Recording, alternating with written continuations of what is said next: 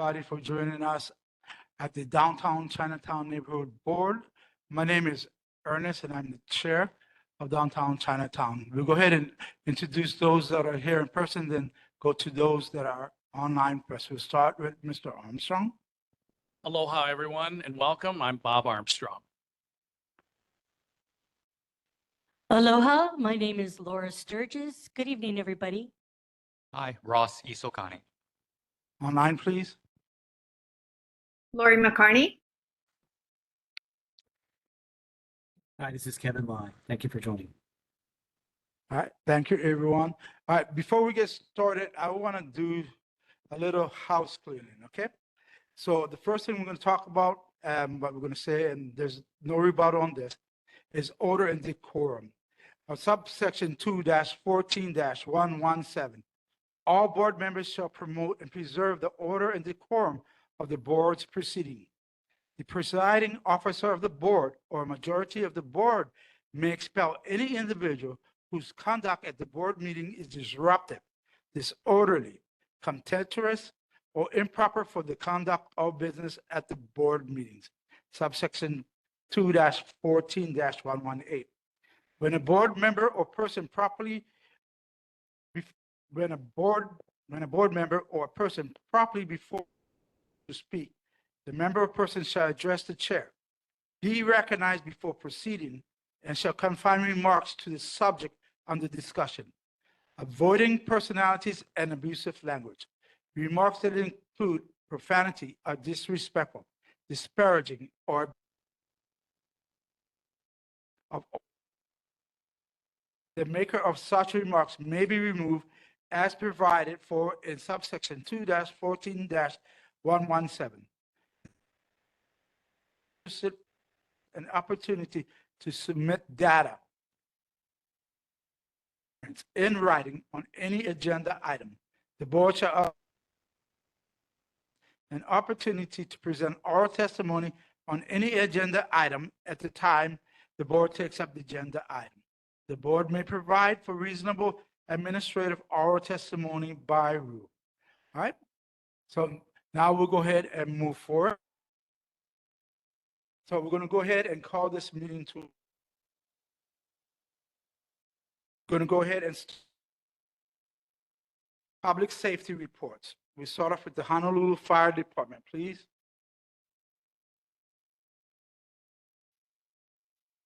Honolulu Fire Department. Afternoon, everyone. My name is Firefighter Harrison, the Central Fire Station downtown. Would you please repeat your name? Fire 3 Brad Harrison. Brad Harrison? Yep. Okay, I'll start the report with a couple of questions that were raised at the last meeting.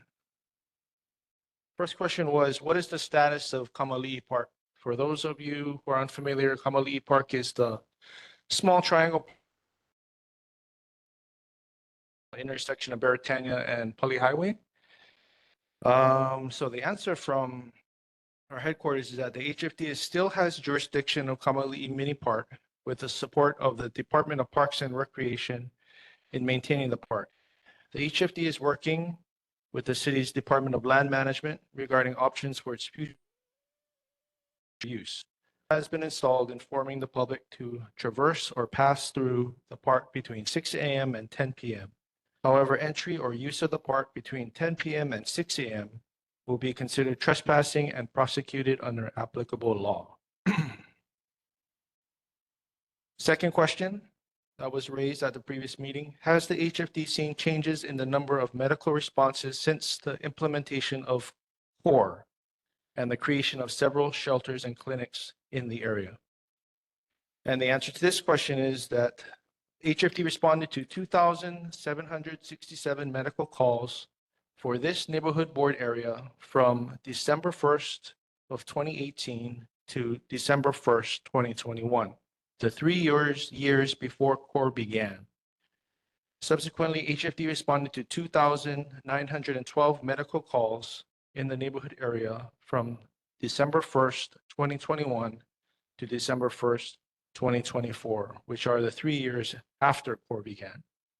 So the short answer to that question is we respond to actually more medical calls since CORE was implemented. Real quickly, some incident statistics for the month of February 2025.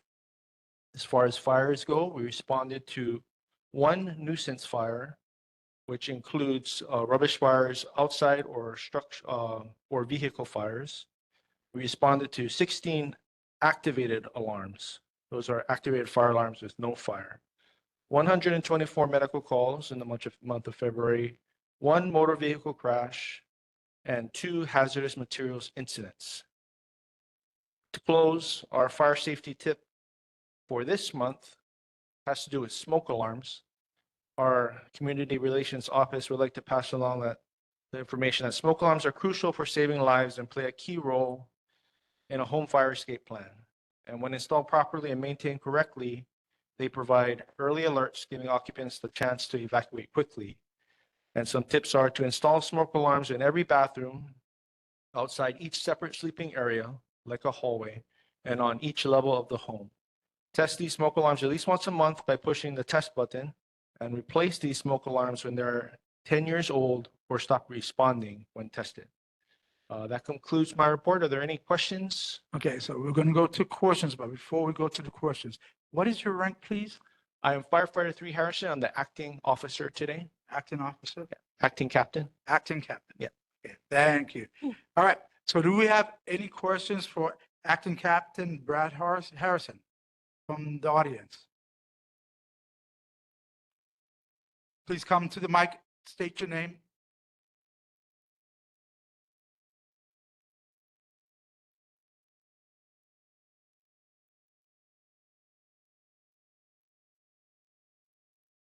My name is Robert, and I live over in Kukui Plaza for 8 years now.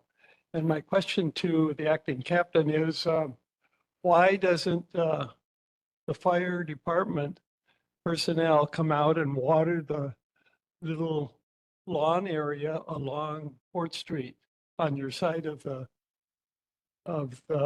building, your fire building? You have a plumeria tree there that has been stunted because it doesn't get any water, and it's all just weeds and brown. It's a small area,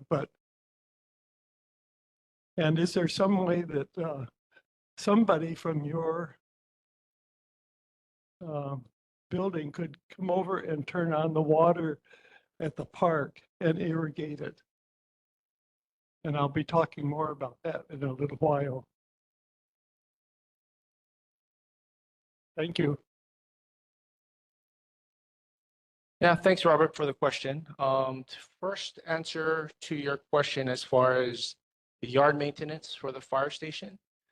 So we did have an incident about, I want to say about 4 to 5 months ago, where the facade above the area that you're talking about on the Fort Street side of the station, where the plumeria tree, and that I believe there's a couple of tea leaf plants there too. So the facade was actually crumbling. And given its nature as a historic building, we need to go through a lot of different channels to get that addressed. So for a while, that area was cordoned off with, you might have seen like orange kind of barrier plastic.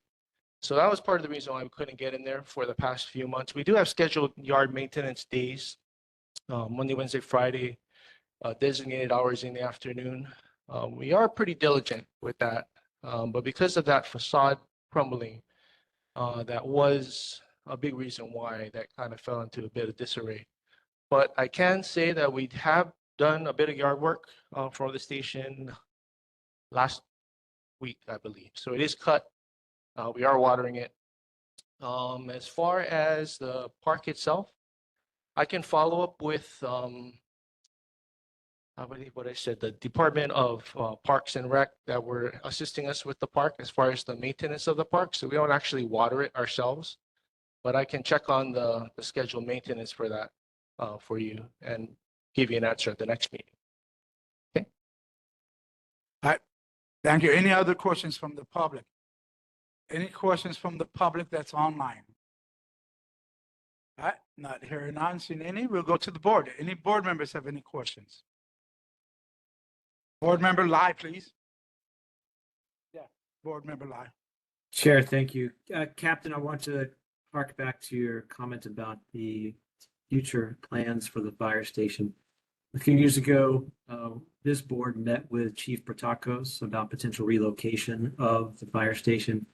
And if you don't know now, I hope you or your colleagues for the next month can give us some ideas about what might be down the future as far as potential relocation, a timetable for potentially looking at that. And the question is raised because specifically within the RFQ for the potential development of Kamali'i Mini Park, there is an addendum that notes the response to a question that was posed during the initial Q&A time, which notes that the city would not consider subdividing that lot, leaving the 10,000 or so square feet on which the fire station, the historic fire station sits, and allowing development of just the remaining 20,000 square feet. That suggests that it's possible that the intent is to develop the entirety of that triangular block. And can you let us know, does that mean displacement of the fire department from that area? And if so, where you might now again or restart 10 the seconds. potential location? If you could bring us back some information about that for next time, that would be great. Thank you. Yeah, definitely. Excuse me. And remember, you can keep your questions short and to the point. Yeah. Thank you. Answers, I mean. Gotcha. Yeah, to answer your question, I don't have any immediate information on the actual relocation of the entire station. I will go through channels. I'll get that answer for you at the next meeting. Thank you for the question. All right, thank you. Any other board members? Hearing none, seeing none, we want to thank you, Acting Captain Harrison, for coming tonight, and we'll see you next month, or someone next month. Thank you.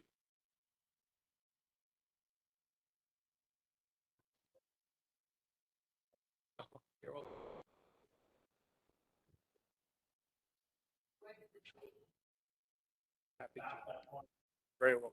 Okay, we'll go ahead and move on now. Thank you. So next up, we have the Honolulu Police Department, and just to remember, you can keep it nice, short, and direct to the point, and any answers, nice, short, and direct to the point. Thank you. Go ahead. Hello, I'm Sergeant Freeman, District 1. I will start off with the stats we have. Total calls to service, 2,298 last month and 2,138 this month. Motor vehicle thefts for this month, 10, last month, 9. Burglaries this month, 2, last month, 5. Thefts this month, 34, last month, 20. UMVs, which is car break-ins, this month, 21, last month, 17. Assaults this month, 22, last month, 10. Sex assaults this month, 2, last month, 4. No graffiti cases again. And drug arrests, 6 this month, 3 previous month. I can take any questions. All right, thank you very much, Sergeant Freeman. All right, do we have any questions from anyone in our lobby from the public? Not seeing none. Any questions from anyone in the public online? Candace, please. Yes, Go ahead, I have a Candace. question. Hi, my name is Candace, and my husband and I live at 215 North King Street, which is across from Ala Park. And I understand the Downtown-Chinatown substation, Sergeant Freeman is responsible for Ala Park. I had a question about the public restrooms. For a while, 2.5 weeks ago, the public restrooms, after we complained to the mayor about drug dealers that were frequenting and occupying that, so the public wasn't allowed to go in. I mean, police from the Palama substation warned us not to even use those restrooms. And for a period, we noticed that the police, HPD, had closed it and locked it. So, it was great because it kind of cleared the homeless and the drug dealers around the area. But now we noticed in the last week it's been reopened. What are the plans for HPDs, like enforcement for clearing that area to make sure it's not, that these people don't come back to, occupy the restrooms and, and restart their drug entrepreneurship activities? Yeah, I think as far as the locking and unlocking, that would be determined by the parks. We don't have the keys for that. Enforcement of it, it would be, if it's nighttime, then it's relatively easy to enforce based on the park closure rules in general. Now, nighttime, it's a little, I'm sorry, daytime, a little different. Everybody has access to the bathrooms itself. We would have to do some sweeps. We do have our ATVs out there, the park unit. So they work day and night, but they are pretty big presence in Olive Park, both day and night. So that would probably be between patrol, our fourth watch units, and the park units. Any enforcement would be through them. All right, thank you very much. Do we have any other questions from anyone else online that's public and not a board member? Oh, not seeing any. We'll go ahead and move to the board. We'll go ahead and start with Sean. All right, thanks for coming today. Two questions real quick. There seems to be an increase in theft and assaultive crimes across the board. Is there a reason or something you could attribute that to? Second question, I guess it's a personal pet peeve of mine, but like the cars on Hotel Street are civilian cars are driving indiscriminately on Hotel Street. The reason why that's an issue is that when they turn onto Bishop, they make that right turn. It's like a kind of a blind turn. I've seen almost a few pedestrians hit because there's cars parked in front of that taco restaurant, and so they have to inch out, and often they kind of gun it. And it's only because they're not even supposed to be there in the first place. So those two questions. Thank you. Okay, so the first part, as far as the increase, it's hard to say. Yeah, a lot of them are opportunistic stuff, especially when it comes to the thefts. It can have there can be other reasons too, though, based on other districts or even other areas in District 1, maybe running operations of some sort that may push the criminal element out of there into us. So we do see a rise in certain crimes when, say, District 5, our neighboring district, runs some sort of operation that might push guys our way. That can happen. And thefts, a lot of times the thefts are just going to be somebody sees something and they take it, right? It's hard to really track it without really digging into some numbers that I don't quite have access to right now. The second part, the Hotel Street traffic, definitely a problem. We are issuing citations. I know one big problem that I've ran into, this is personal experience, is a lot of the driving on there are tourists, and they're GPSing restaurants and bars or wherever they're going, and the GPS is taking them straight down Hotel Street. So that, for myself, I tend to give them the benefit of the doubt on that and just do education with them. But I don't know how we would get the GPS updated to get that fixed. I hope that answers your question. All right, yeah, thank you. Next, we'll go ahead and move on to Ross Isokani, please. Board Member Ross Isokani. Thank you, Chair. Hello, Sergeant Freeman. Thank you for being here again. So last month, I asked a brief question on the HPD crime dashboard. Just wondering if any changes were made. And so not sure, won't repeat my question, but I use that dashboard a lot just to track, the good work you all do to help bring crime statistics down for our district, as well as tracking against other districts around Oahu, because I know we're a very concentrated area and we have a high incidence rate. Just seeing if you, checked in or checked with anyone with that dashboard. Feel free to come back next month, I guess, if you don't have an answer now. Thank you. I did look into it. I went online and checked it out. I believe I emailed Mr. Carvalho some of the kind of like a step-by-step of how I found, I think, what you were looking for. I can't quite remember exactly what your question was, but I remember the dashboard, and I did respond via email. So I can re-forward that if you have an email or something as well, too. Yeah. All right. So can you please resend that email, because I never got it? Oh, okay. That All right, thank sure you. will. All right, thank you, appreciate it.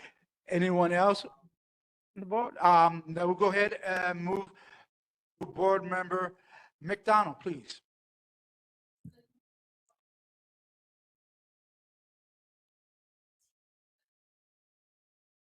Go ahead, Mr. McDonald. Mr. McDonald, unmute yourself, please. Board Member McDonald.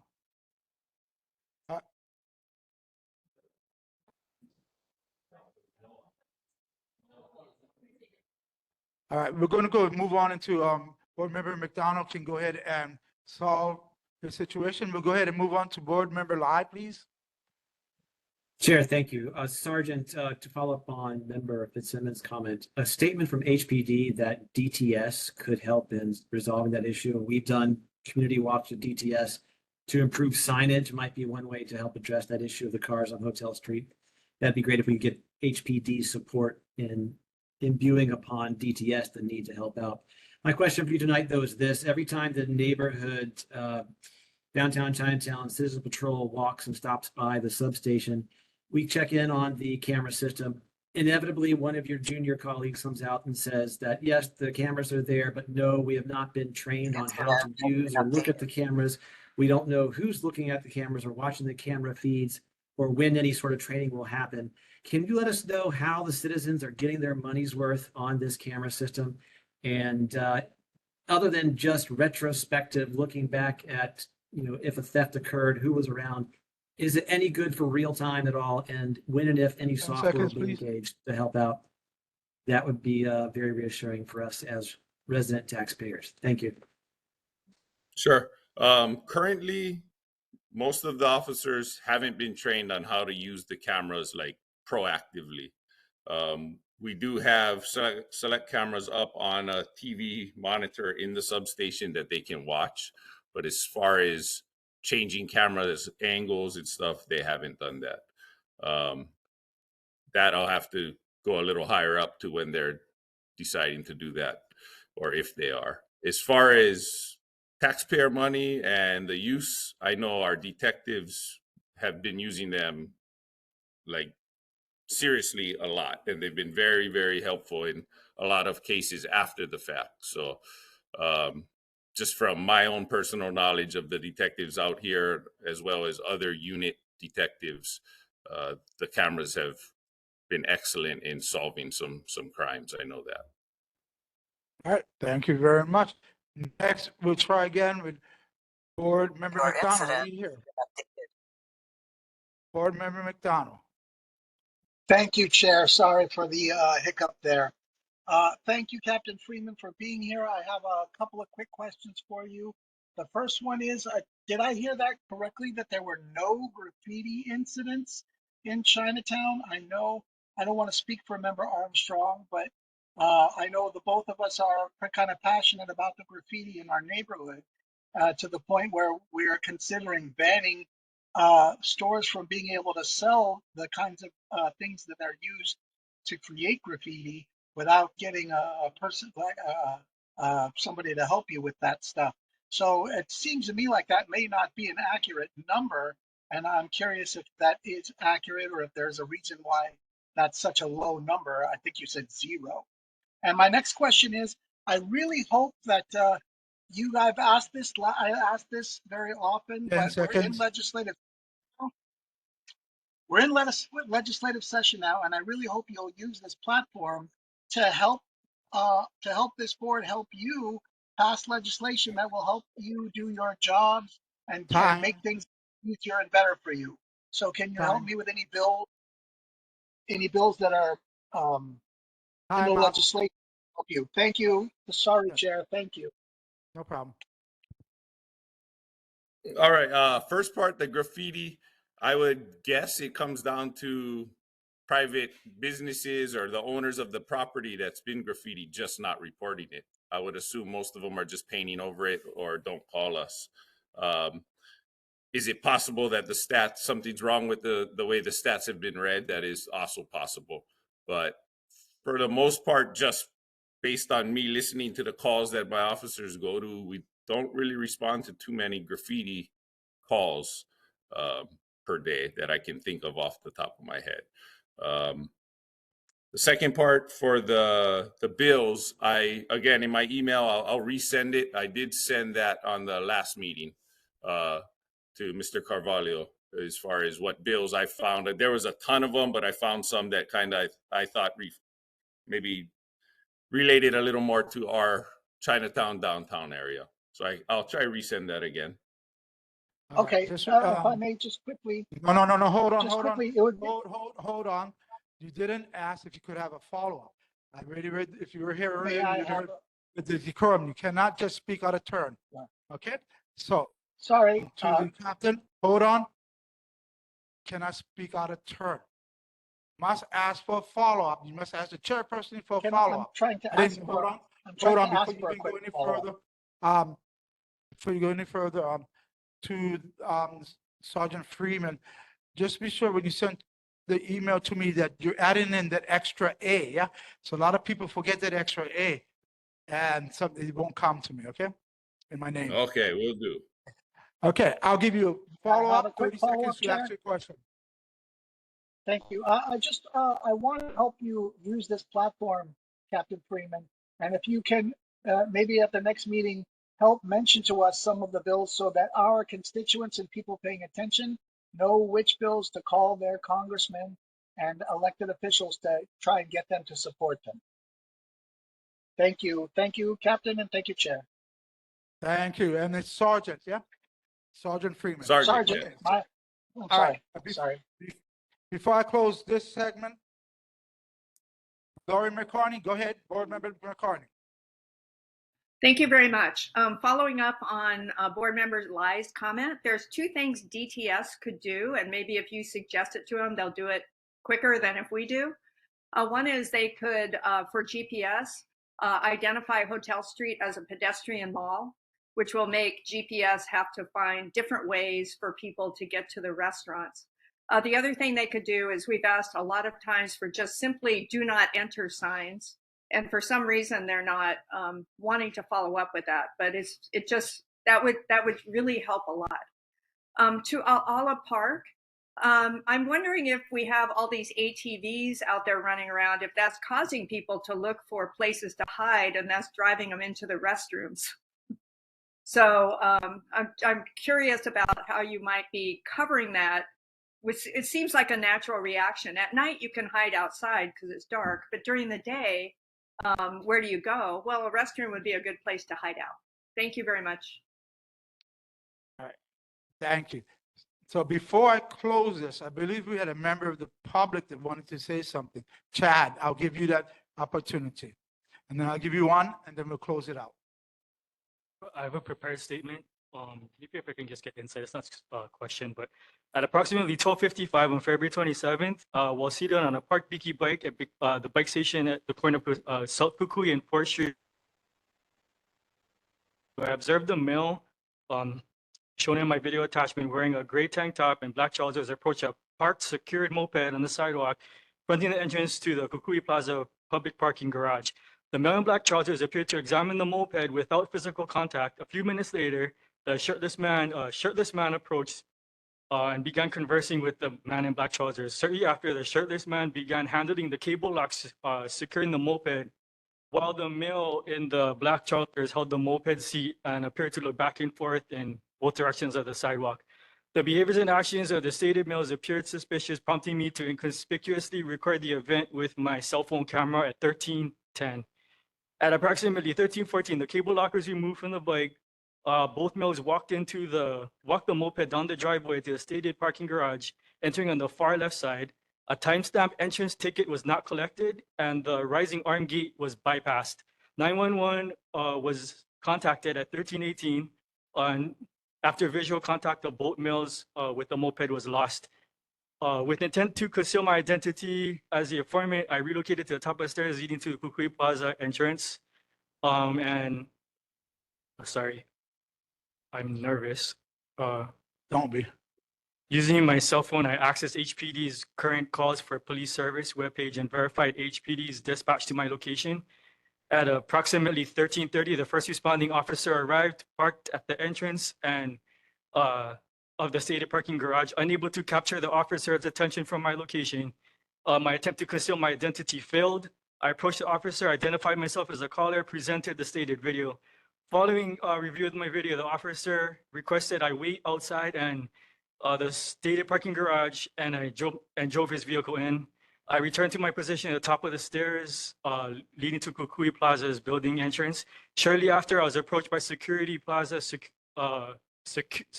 Plaza security officer. He stated learning the property was prohibited. I identified myself as a resident of Kukui Plaza, informed him that I contacted 911 regarding possible moped theft in progress, and the responding officer asked I wait for him. Security officer then asked if my call to 911 was regarding a shirtless male and a moped. Following my confirmation, he stated he observed the same shirtless male on his surveillance, but he did not contact 911 because he wasn't certain about the event. He then initiated radio contact and replied that HPD was contacted. I could not make out the received response, although his radio reply was that he did not contact 911 and the resident made the call. Shortly after 13:45, the security officer received radio communication from another Kukui Plaza security officer who stated that he was on scene at the stated parking garage with HPD and the suspects. The security officer then reiterated this information to me and returned to his duty station. During my conversation, 2 other HPD arrived on scene and entered the stated parking garage. All 3 responding officers arrived in SUV-type vehicles and were observed leaving at 1400. At the time of the call to HPD, no HPD squad car or patrol vehicle arrived on scene. Following the departure, the stated call no longer appeared on HPD's current calls webpage. No officer followed up with me or requested a statement from me or asked for the video recording that I had. The following day, on February 27, 1650, I attempted to receive a copy of the police report at the Identifications and Records Office and was advised that the call was still open. I returned on March 4th to the Records Identification Office and was advised the call did not exist in the system. My concern for this event, this is now the second time I reported an alleged theft in progress and resulted in questionable call management. There is no record of the call or documentation stating the events that transpired upon our HPD's 3 officers' arrival to scene. An inaccurate classification or reporting of the crime is also a concern in terms of crime rate statistics in my address. The other stated event took place on July 28, 2023. I approached my vehicle in the same park garage with my cousin and found an unknown male inside my vehicle. I immediately apprehended the male, and while my cousin contacted 911. While waiting for HPD to arrive, I was approached by the parking lot manager who was acquainted with the male inside my vehicle on a first name basis. The parking lot manager advised that I did not contact 911 and was verbally disappointed when I stated HPD had already been contacted. The parking lot manager then threatened to tow my vehicle. I advised him that I have been renting the monthly parking for the past 2 years and I am a resident in the building. HPD arrived on scene, took statements from myself and the suspect. The suspect stated that his friend said it was okay to be in my vehicle. The suspect did not provide a name or contact information for his friend. The suspect also stated that he did not have a permanent address. The responding officer stated that he could not locate my vehicle in their system and asked me to produce a title for my vehicle. I stated that my title is with my mother on Hawaii Island. She was not able to, she was not available when attempting to contact her by phone. Although I have accumulated numerous traffic citations on both Hawaii Island and Oahu since purchasing the vehicle in 2010, those citations listed all had my name on top. The vehicle was also shipped by Young Brothers from Hawaii Island to Oahu requiring verification of the title. The officer on scene stated it did not suffice as evidence that I owned the vehicle. The suspect was then released from the scene with no arrest. HPD closed the incident as a miscellaneous public complaint. The incident was the 5th report I had made for my vehicle, all within the same parking garage. The first 2 incidents were of my vehicle with shattered glass. The 3rd was to report my vehicle entire stereo system, including a large amp stolen. The 4th was all 18-inch tires and rims stolen from my vehicle with my car up on blocks. When HPD arrived on scene for this call, 2 other vehicles were found near mine with shattered windows. One of the vehicles was a service-type van used to transport the elderly to medical appointments. Before releasing the suspect from the scene, following this 5th police report, I stated I was concerned about my safety in terms of the suspect retaliating, and as well that there, with the newfound information that no arrest could be made, that my vehicle would be stolen.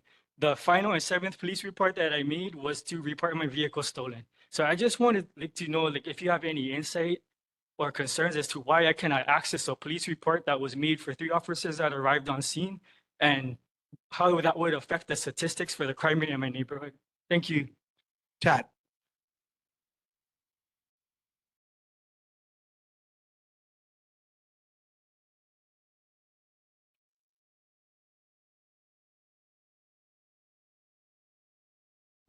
Go ahead, Sergeant. Okay.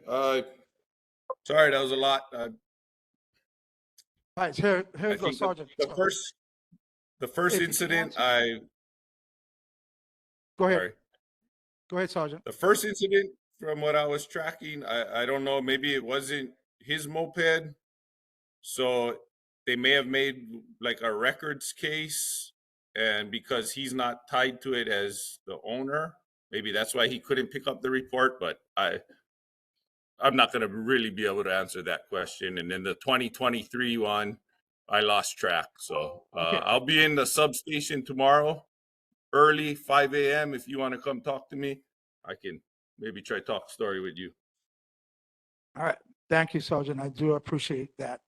We'll get that information from Chad and on transcript, so I can go ahead and send it to you also. And we're going to Thank do our you. last and final public. Yep. And to the public in the future, when I ask for the public, please come up during the public presentation. Yeah. Thank you. Go ahead. Hello, my name is Robert, and I live in Kukui Plaza, right across the street from the park here. And I know you have these patrols for Chinatown. Could you extend your patrols for Chinatown to the park when they're walking around, come through the park, and keep it so that the people that are camping over there are pushed along? The outside of the substation for the police on Hotel Street is looking very shabby. I don't know if you maintain that or if you can find out who is supposed to be taking care of it, but it looks awful. If it could be repainted and made to look like it's a professional building for the city. Thank you.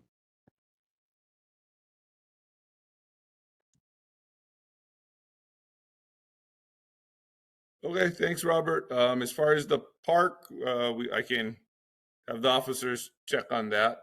And the substation paint, that would be through the city. They are doing construction here, a long-term interior construction. So hopefully when they finish inside, maybe they'll upgrade outside as well. All right, thank you. So I'm going to go ahead and close this up. Yeah.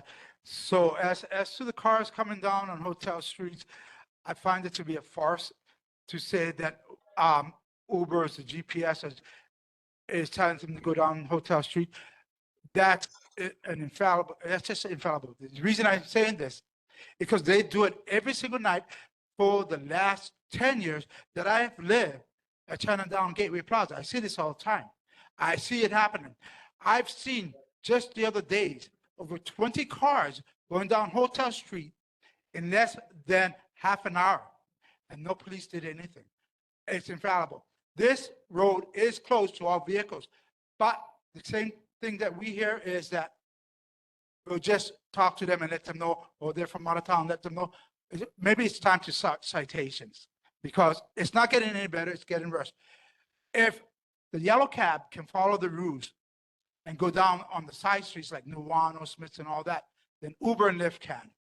Next thing I want to ask is that we have more patrols from Mauna Kea Marketplace going to River on Hotel Street. That place is nasty. I walk that every single morning, nasty with people. And the third concern, going to Lori's points about the bath. The reason those people, homeless people, are in the bathrooms, especially during the daytimes, is because they can do the drugs in there. And that's why nobody goes up. And my time is up. Thank you. A point of information, Chair. Quick. Yeah. First of all, I do want to say one thing about the patrols at Kamaili Park. I have witnessed on several occasions the police moving people along. And so while they can't do it 24/7, I will say to the HPD that they have improved. And then the final point is today was the crossover day in the legislature. So all the bills that would be introduced in the House or the Senate have now finished. And so any new legislation would come for next year's session. And what we would need to know is what we need to support for the current session, which is now limited. Thank you. All right. That'll be it. I want to thank you very much, Sergeant Freeman, for your time. And just one quick thing.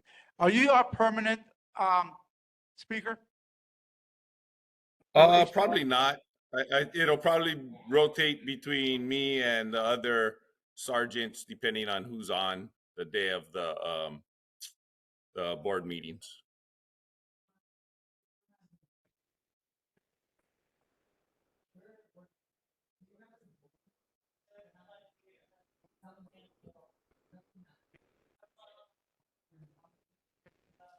Last month.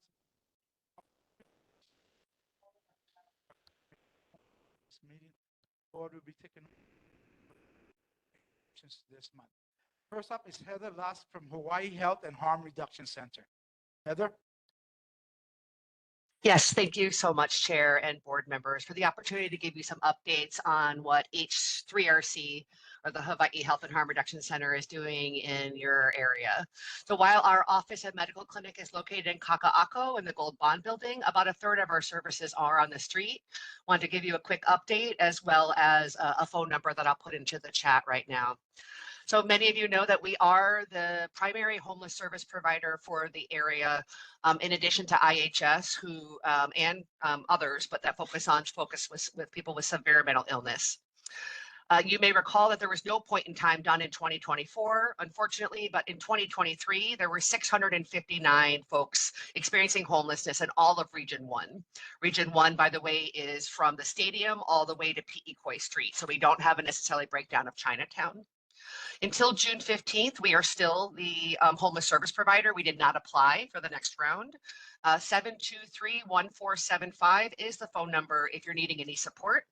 We're really grateful for our collaboration with HPD and many others. So please don't hesitate to call if there is somebody that's experiencing homelessness that you think needs support. We also are aligned with cleanups and other opportunities to try to help get folks in shelter. And we will continue to serve youth 18 to 24 island-wide even after June 15th when our contract ends. We do have a Kauhale, but we're not in your district. We are in the Middle Street area. Just a note, we have 23 residents there and about to get 30 more this summer. And we do hope to take some of the folks that are experiencing homelessness in your area into our permanent Kauhale. I believe you're going to have Greg Payton talking about his Kauhale later. Our street medicine program is Tuesdays and Thursdays in Chinatown and has been for 8 years. Dr. Christina Wang, who is our medical director, does those 2 days. And we are continuing to see, which you are probably not surprised, higher acuity with mental health, particularly severe mental health and traumatic brain injuries. And the main purpose of our outreach is trying to triage people into services. And we do have a medical mobile unit that is predominantly going to be in Ivale at the Punavai rest stop and other areas, but trying to, again, create the relationship so that we can get folks to a higher level of care and get them housed. I will note, thank you to HPD. One hat you may not know that I wear is I am the clinical lead and have been for 7 years for the crisis intervention team training with the Honolulu Police Department. We have trained over almost 200 officers in crisis intervention, which main role is to try to give them more tools to get folks so that you don't have to keep calling 911. Many of you called 911, had the police respond, and then the person or this incident occurs again. And really grateful again to HPD. I was able to confirm that we have 21 officers trained in CIT in Region 1. And as you know, with the new services in Ivale, such as the Behavioral Health Crisis Center or Ala Respite, HPD is able to drop people off directly to those sites. And especially with CIT, they get more skills in being able to hand off directly to us so that we can get a call from HPD saying we're working with somebody, we try to respond, and again, help address their needs so that they are no longer causing challenges or doing things that are bad for the Chinatown area. The last thing I wanted to update you on was our surrender, exchange, and overdose program. I want to start with a little bit of good news. Last time I presented to this board, I was talking about the high rates of overdose, particularly in your area due to fentanyl. It does seem like we've had a decline. We're waiting for the final numbers for 2024. But according to EMS, HIDA, which I work closely with, and others, it does seem like that we finally are going to have a reduction in overdoses. Part of that is because the opioid settlement funds are paying for naloxone for anybody who wants it. There's many vending machines around, and now the Department of Health is working on naloxone boxes to soon come out. So I would be happy to come back and talk about those once those are ready to be installed, to see if any of you want to have a site. We do continue to work with, some of you have worked with myself and Managing Director Formby around our syringe program to see if we could find a different home. We continue to be in contact with the city and are open to that. I want to thank Greg Payton again, who's here. We have been piloting doing it in Eveleigh at the Point of Buy rest stop, which has been successful, and hope that we can continue that collaboration and continue to find us a better space for us to operate that meets both the public health needs of our program as well as the safety and concerns that you all have. Chair, sorry I spoke so fast. I get nervous and also wanted to be succinct, but did want to leave a couple of questions, time for questions from the public or from other board members. Thank you again for the opportunity to collaborate and know that we are very grateful for the work that you all do to keep our community safe. And again, I'm open for any questions for any of the issues that I just mentioned. Thank you, Heather. We'll go ahead with questions from our public. For those in our forum here, please come up to the mic, state your name. Hello, my name is Robert, and I live in Kukui Plaza. I frequently walk over to the cathedral up Fort Street or up South Kukui. Directly across the street from this middle school, 100 feet from this middle school, is a methadone clinic. And sketchy people are outside of it a lot. Just the other night, I had to walk out into the street because they were having almost a knockout, yelling, and almost fist fight right there on the sidewalk in front of the clinic. And that is an inappropriate place for a clinic. It's supposed to be at least 500 feet away from a school. And those people are just drawn into the neighborhood by the school and into our neighborhood here and down into the park. And my question would be, are you working to find a new home for that methadone clinic? It's an important part of our community, but it is an inappropriate location for it to be within 100 feet of a middle school. Thank you. Thank you, sir. Really appreciate that. That clinic is not in any way associated with my program at all. That is a private for-profit clinic. And I know there's been a lot of challenges. I've heard about them as well. We have tried to engage with that clinic to do collaboration, and that's not been very successful, but I apologize. That is a completely independent program from my program, but really hear your concerns and echo them. All right, thank you very much, Robert. Real quick, we'll get to contact the right people to answer that question for you, okay? Okay, thank you. You're welcome. Okay, next up, go ahead. Hello, I'm Doug Pyle. I'm also a resident at Kukui Plaza, and I'm speaking as an individual. I think some people know me associated with some other organizations. I am thankful that you're having a program for homeless. I've had an organization I've been working with discussing alternatives and outreach, new ideas for reaching out. So the question I have, given what you told us, was as a intervener for people in distress with homelessness or other, and possibly mental illness. Could you clarify if that is included? How can people reach or your program after hours in the evenings and on weekends? It seems to be a problem. People tend to call 911 and then not really get the correct type of response needed for the situation. So that would be helpful to know. Thank you, Doug. That is a very important question. I will be honest that while we do some nights, we are not funded to provide 24-hour services. And I do know that basically the options besides 911 is to call 988, which is the crisis hotline. They are 24 hours and they have crisis workers that can respond if it's more of a mental health crisis and less of a public safety issue. So that is one recommendation. I did put, so again, 723-1475 is our phone number. If it is like late in the middle of the night, that is not when my outreach workers are working, but they can do their best to try to respond the next day. I know that doesn't meet your needs. So again, I recommend if it's not a public safety issue to try calling 988. They are the only 24-hour crisis response that I'm aware of other than 911. All right, thank you. Anyone else in the public? Go ahead, ma'am. You have to go up to the mic.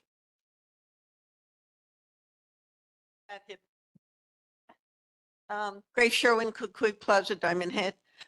Just for information, that particular methadone clinic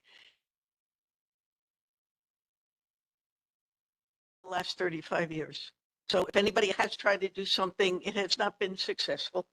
And she was talking about the homeless camp, which is behind 888 Belay, which is a senior center. And I don't know if any of you realize that almost every single senior there is complaining because now there's a element that hops fences into the senior building. So just in case for your future information. Thank you for that information. So you did miss it. So I chaired a town hall meeting a couple of weeks ago on that, and the people from the senior residence and 215 were there. And so we are aware of what's going on out there. And we actually have a member sitting in this audience from the senior residence. Okay. All right. No one else from the public? All right. We're going to go to Candace online from the public. Please go ahead, Candace.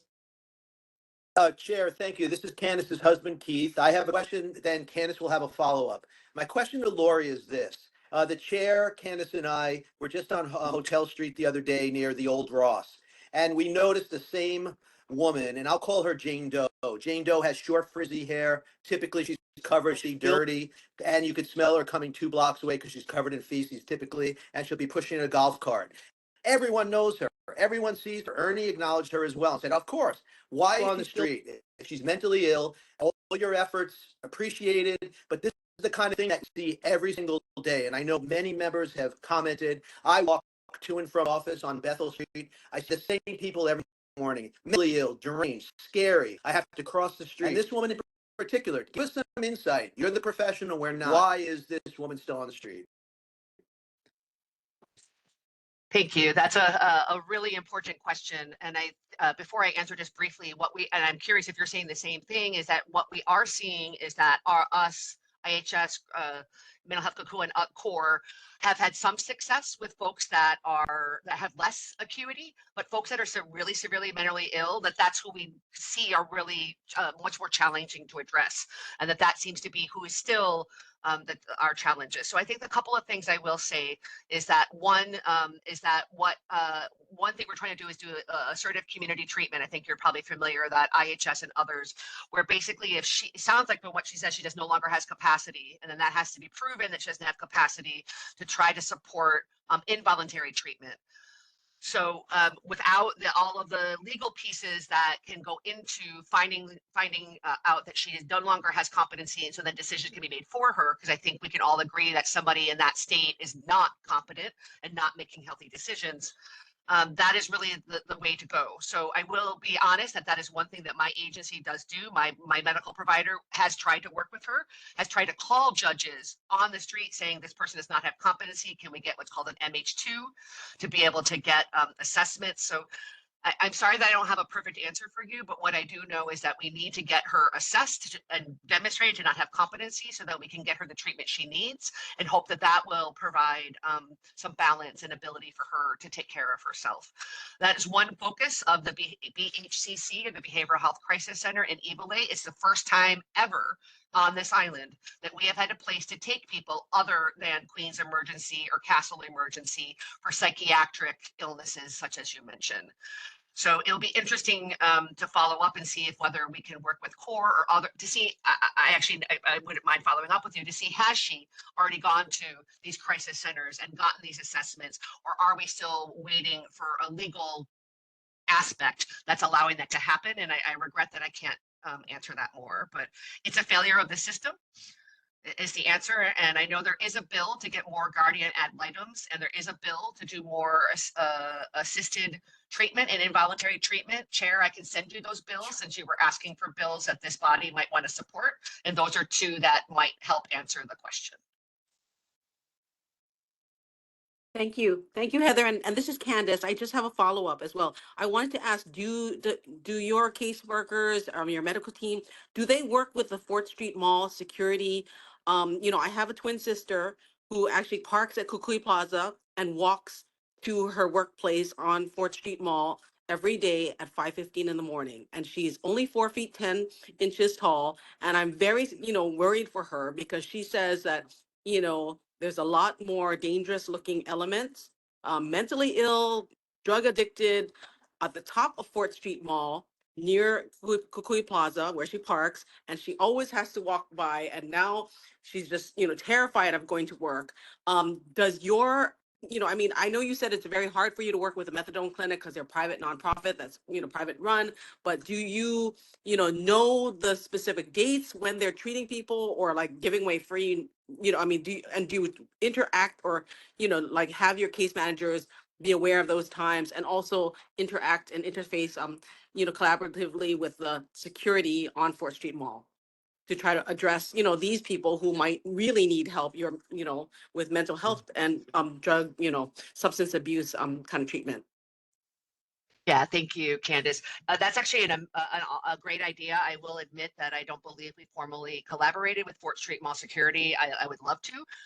So if you have that contact information, you can put it in the chat. Great. Otherwise, maybe I can follow up with you. I actually love that idea. Those kind of, like we used to collaborate with the Waikiki Business Improvement District and other security firms. It's actually a really great fit for them to connect with us. So that's one. Thank you for that. As far as the clinic, again, because it's not my program, I can't really speak to that. I do know they start very early and typically end in early afternoon. But I really, again, because it's not my program and we've had challenges collaborating with them, I really can't share any other information other than that. But would thank you for that really good idea about connecting with the 4th Street security, especially since my team does obviously use that area, and even my medical director uses that area and has had to bring security with her because she's for the same reasons that you just mentioned. All right. Thank you very much. I'm going to move to the board. I'm going to ask that everyone on the board, you have the 1 minute time limit. Keep it brief and direct, and I'm going to ask Heather if you can keep your answers also brief and direct to the board members. Yeah, we start off with the board. We're going to start off with board member Armstrong, please. Thank you, Mr. Chair. Heather, please do send the chair those bills that are worthy of our attention. That would be good to know. And please know for the public that we have talked about these issues for many, many years now, which is one of the reasons why Heather is here. Taking away people's civil rights is a very difficult situation in the United States, but at the same token, we know that these are hardcore mentally ill people. So my question for you, Heather, we were making such good progress with your program and others and getting the smaller mentally ill individuals off the street, and Chinatown is looking better than it has been in the past. However, I'm distressed to hear you didn't apply for a further contract. Are you at liberty to tell us why? I'm a relative, for those of you that know me, I'm a relatively transparent person. So I will just be honest, that we had to subsidize the contract, meaning I had to fundraise other funds to do the service because it didn't cover the cost of doing the service. And given the economics of being a nonprofit, I no longer could do that. So we're still going to do work. We're still going to do outreach and pieces like that are, we're going to use health insurance. Many of you may know there's a thing called CIS. I'm sorry, Chair, you don't want lots of information. Anyway, we can now use a bill medical insurance to still do efforts with people once we get them signed up for insurance. So we're still going to do this work. We were just not able to make it work under the current contract. Thank you Well, for allowing thank me you. to be honest. Yeah.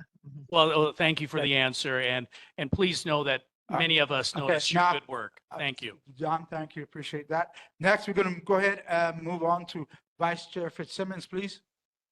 Hi, thank you, Heather. Real quick, the number for the Fort Street Business Improvement District, which employs this security that was referenced earlier, is 808-441-4995. Also, you mentioned that you lacked funding. Did you guys apply for the GIA grants? We every did. year? Yes, thank And you. Were you Yes. guys awarded money? I don't think they've okay. announced them yet. So thank Okay, you. all right. And the last question is, I was interested to find out that you guys actually train the CIT for HPD. Yes. Are those the officers that respond to MH1 calls? And sorry, last question is, you mentioned Narcan vending machines. Are there any Narcan vending machines in our district right now? Thanks. Yes. So Narcan machines right now close to you. There's 2 at Queens. So I know that's not quite on the edge of your district, but one at the Kekela, which is getting, I think, is part of Chinatown. There's one at Scarlet nightclub, and that's all in the district at this time. As far as MH1, it's more that if there is a crisis call, 911 dispatch, you can now call 911 and ask for a CIT officer if it's more of a crisis and less of public safety. And so dispatch tries to alert CIT to send them out. And yes, if there is involvement with MH1, they try to dispatch CIT there because they have extra 40 hours of training to support de-escalation. All right. Thank you. Thank you very much. All right. We'll go ahead and move on to Board Member Sakani, then Board Member Shulan Supercark, then Board Member Lai. Thank you, Chair. Hello, Heather. Thank you for all your hard, very thankless, very important work. I know you mentioned the Middle Street Kauhale. I know that's been in the news lately just for high operating costs. I think still a lot cheaper than the current status quo. But just wondering, now that John Mizuno has stepped down, I think you're still going to be doing the Middle Street, even though your contract is up in our neighborhood. Well, who are you working with now in the governor's office to try to just continuously manage to get those costs to a palatable level? Yeah, very good question. Thank you.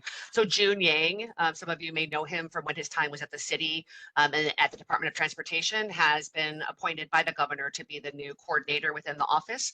I believe Mr. Mizuno is still going to be in the office doing other efforts. So I've already talked with June several times. We are also working just to know we're off the grid at Middle Street. And we set a meeting today. And the city and county is working very hard to get our sewer lines, our electricity, and our water done. They are anticipating having that done by June, and then we will open our other 30 units fully on the grid with more reasonable costs. Thank you for your question. Thank you. Now we'll go ahead and move on to Board Member Supercark. Hi, Heather. Can you hear me? Aloha. Hi, long time no see. For the longest time, we had even approached the MD of city and county about the methadone van. It has been there for a long time, and we've asked and asked that it be moved. And I just heard from you tonight that you're not involved in that, and that it was a for-profit organization that is passing out and exchanging needles. Is that correct? Oh, no, sorry. To clarify, we do the van, but that is very separate. We are not involved with the methadone clinic that is across the street from the middle school. Those are 2 different programs. So I do acknowledge that we are the van, but we don't have anything to do with methadone. We don't hand out methadone we don't have a methadone program and are not involved with methadone. So we do treatment of opioid use disorder, but not with methadone. Let me just get it clear. Is that the van there passing out needles? Is that under your organization? It is. Yes, board member. And that's what we're working with the managing director Formby to try to find a new location. Right. We really don't like it there because it's too close. Even though you move a little bit, it's been there 3-4 times a week, and it's a really bad influence. And we are scared of that area. When I go to Safeway and Longs, it's been there too long, and I know that you've been looking for another location. From what I hear from the MD's office, we really like that van to move on to our Park.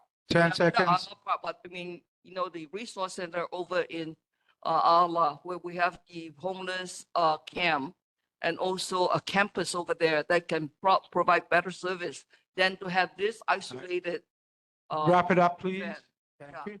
So this is high priority for us, and I can't support it anymore. That's what I'm telling you. Thank you. Thank you. All right. Next, we have Board Member Lai.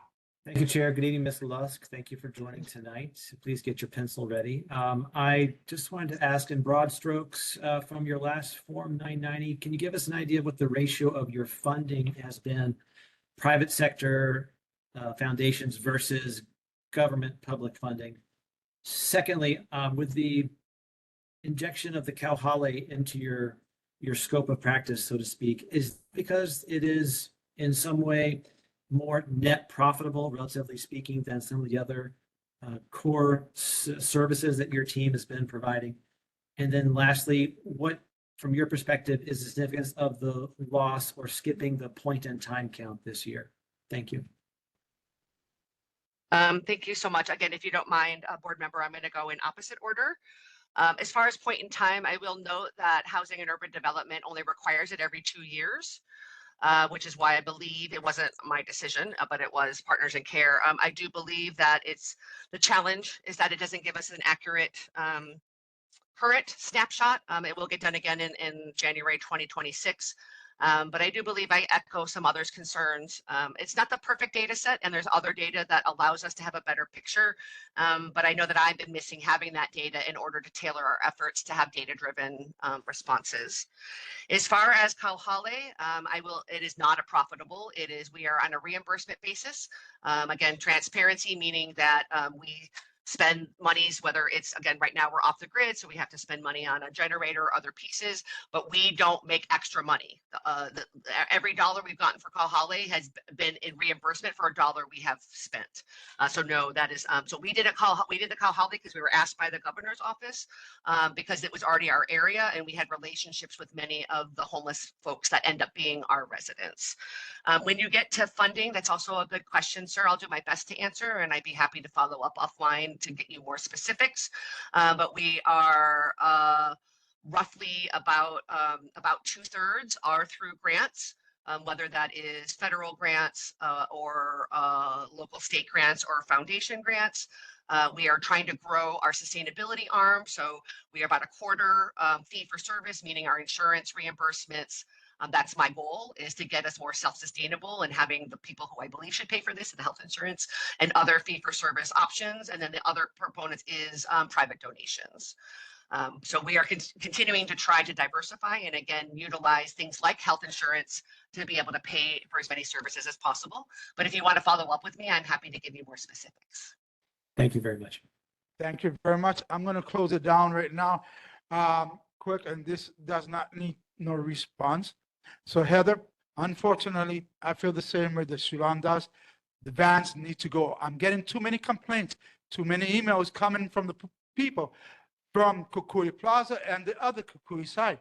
Not only that, every time I have to walk my dog and we walk towards Safeway, because that's where I buy my food, I find nothing but needles on the ground. And none of these vans should be parked in such a close area to our schools. This is the route the children take. The vans got to go. You got to find another location. I understand the great work you're doing, but the vans cannot be in that location. I mean, and I know Board Member Lai will back me up with the needles that are just scattered all over the streets. They're behind Kukui Plaza. It's time. It's got to go. Find a new location, please. I respect what you do. I really do. Thank you very much. Thank you for your time and thank you for coming here. All right. Thank you. You have a good day. All right. Next, we're going to move on to our next presentation. exceptional tree tour for the downtown Chinatown community to coincide with the 50th anniversary of the exceptional tree law. Jocelyn Sand, please.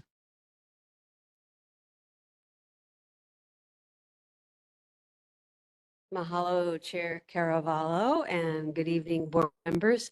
My name is Jocelyn Sand, and I'm the director with Honolulu Botanical Gardens. Just a little bit about us. We are under Parks and Recreation. We're 5 botanical gardens all across the island. We have a collection of plants, 10,000 strong.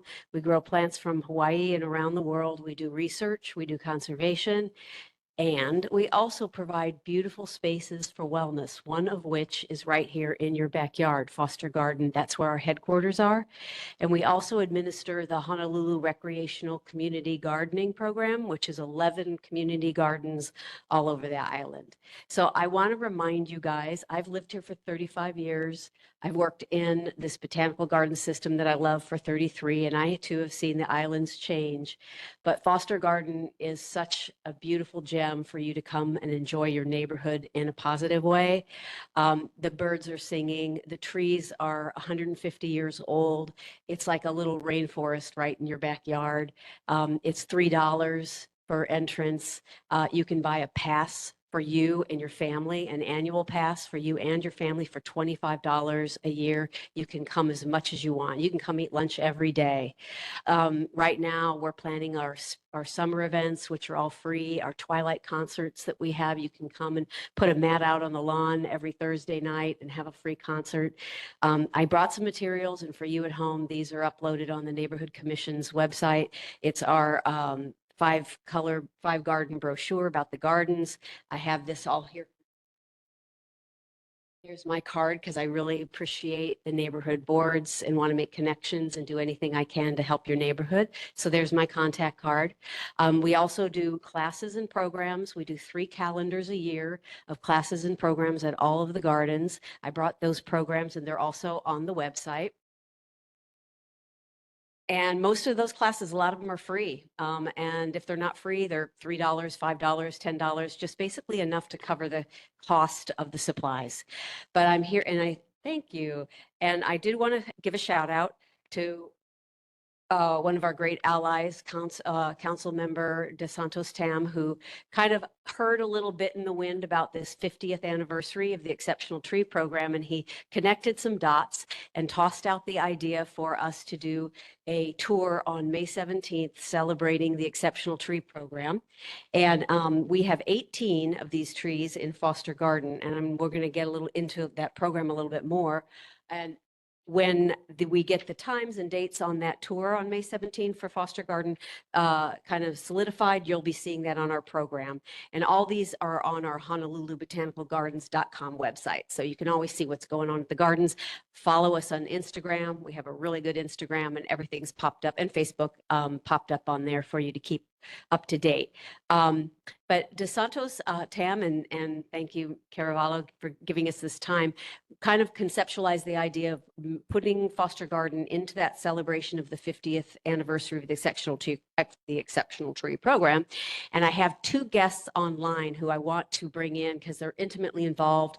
They're on the Exceptional Tree Committee, and I'm going to punt over to them to tell you about what makes a tree exceptional, how that program runs, and then my other guests will also talk a little bit about another thing that we didn't plan, but it just worked out this way. It's actually the year of the community forest at the same time in 2025. So I'm first going to introduce Miles Ritchie, and he is the programs director for Outdoor Circle, who actually we have to thank for the Exceptional Tree Program.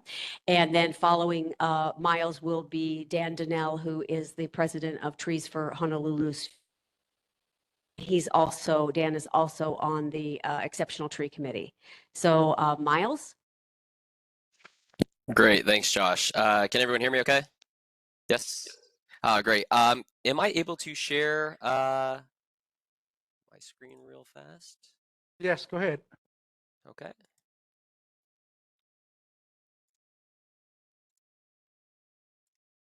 Okay, can everybody see this okay? Should be a PowerPoint. Yes, we can. Great, thank you. Okay, so I'm going to do just a couple quick minutes here of Hawaii's Exceptional Tree Program to introduce you to it if you haven't heard about it, or maybe give you some more information if you have. So this program began in 1975 when the Hawaii State Legislature passed the Exceptional Tree Act to protect Hawaii's most iconic and well-known trees. And how it kind of works is, even though it's a statewide law that protects these trees, each of the 4 counties have an arborist advisory committee that's appointed by the mayor, who receives the nominations for these trees and either rejects them or accepts them, and also provides feedback to private property owners who have these trees on their properties. It's important to note that these trees do not have to be only on private property. It can be both on public or private land.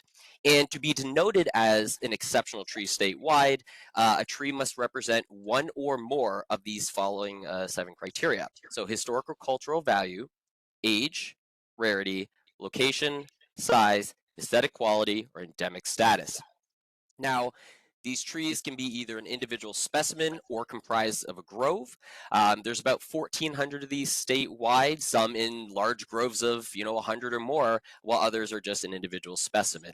But as I mentioned, so 1975, there was a noticeable loss of some of these iconic trees, predominantly in the Honolulu area, which prompted the law to be passed. So with the legal protections that are, been afforded to these trees since that time, they are very strong in terms of you can't remove one of these trees unless they're a threat to public safety or human life, or they lose their exceptional trait, which is very rarely does that last point ever happen.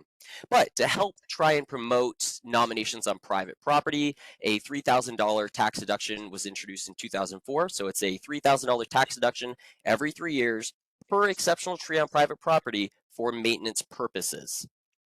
Now, with all that in mind, what we're doing to try and promote this program in its 50th year is we need more nominations. We need help from you and the community to revamp, revitalize this grassroots program that recognizes our most iconic trees.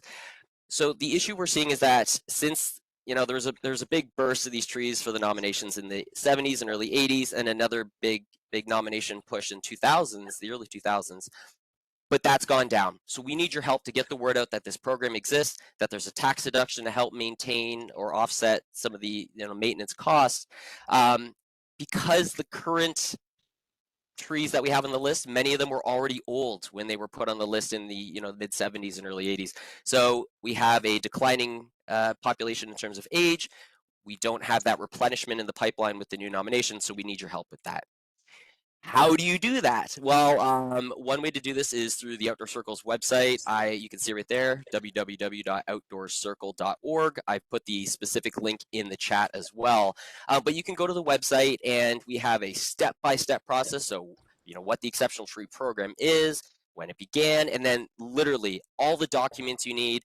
Step 1, step 2, step 3. Here's how you do it. So it's a very simple process. I'm always happy to help anybody if they have questions with this process. We just want to see more trees get on the list. To also help visually, we do have this exceptional tree map. It's statewide, but you can zoom in, for example, here, and you can start to see where these trees are located, various metrics about them, height, diameter, crown spread, and for the trees that we do have in the data on, we know why they were selected. So was it aesthetic value? Was it age? Was it size? We also, in some instances, know the age of the trees. So you can click on these and you'll see, it's 175 years old or what have you. So it's a really fun document to see where these trees are on island and around the state. But you can definitely notice, if we go back real fast, there are pukas around definitely on Oahu Miles? and around the state. Yes. Your slides aren't scrolling for us. We're still on the first slide. No I don't know. way. Wow. Sorry, Way. guys. That's okay. Well, anyways, that's okay. So you got the content. I don't know why it did that because it's been scrolling for me here. But anyways, I'm happy to answer any questions after Dan discusses the 50th anniversary celebrations. But the moral of the story is this program is there. Let's start to recognize some of these trees, spread the word, and I'm happy to help anybody who's interested in learning more about the program. Thank you, Miles. I'm Dan Donnell with Trees for Honolulu's Future. We're a nonprofit focused on increasing the urban tree canopy. And Josh did an excellent overview about why we want to celebrate in Foster Botanical Garden right in your backyard. And I should add, building off of Miles' presentation, the garden is home to multiple exceptional trees, and that's what's so amazing to me. It's a wonderful place to be. As she indicated, and I don't have a share slide, I'm going to share my poster. It's the year of our community forest. And this is Governor Green declared 2025 the year of our community forest. And it's really a way to just get attention on the hardworking trees, what they do for us. You know, you all know, I mean, they make the air better, they cool, stormwater runoff, the list goes on and on. I put in the chat the website that the state set up. It's got a wealth of resources. If you know teachers, there's free stickers, there's just a lot of neat tools here.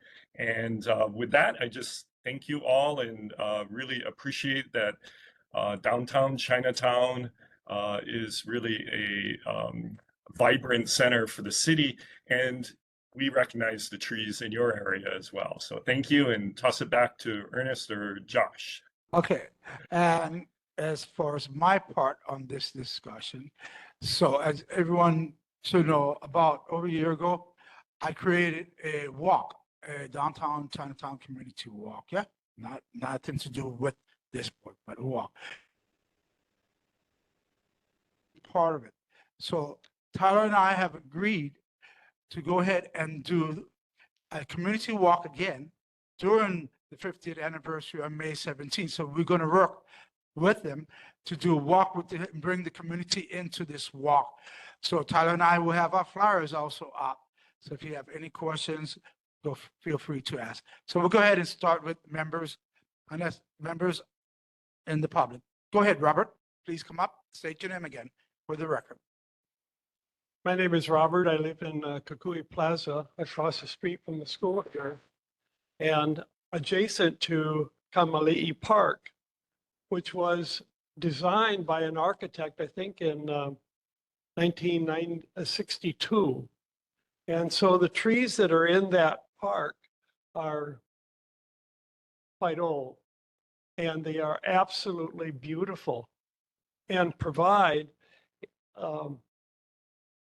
landscaping for the 1,700 residences that surround that little park.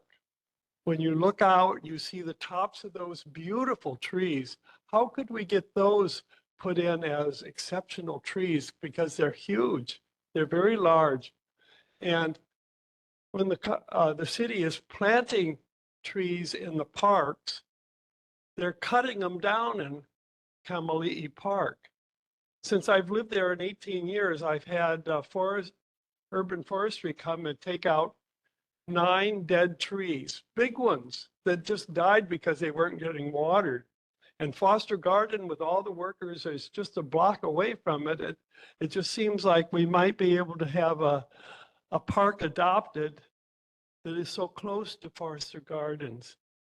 And could those trees be designated as exceptional? Thank you. Anyone want to answer him? I'll take that one. So just for clarification, are the trees you're talking about on school property or a public park? They're in Kamali'i Park. It's the piece of, it's a triangle that adjacent to the fire station. Okay. Peritania, So Alley, It's the fire and department. Fort Street. Great. Yeah. This is something we can discuss. I'll bring this up with the Division of Urban Forestry since these are in a park. That's who we would work with to try and see if they would be open to doing this.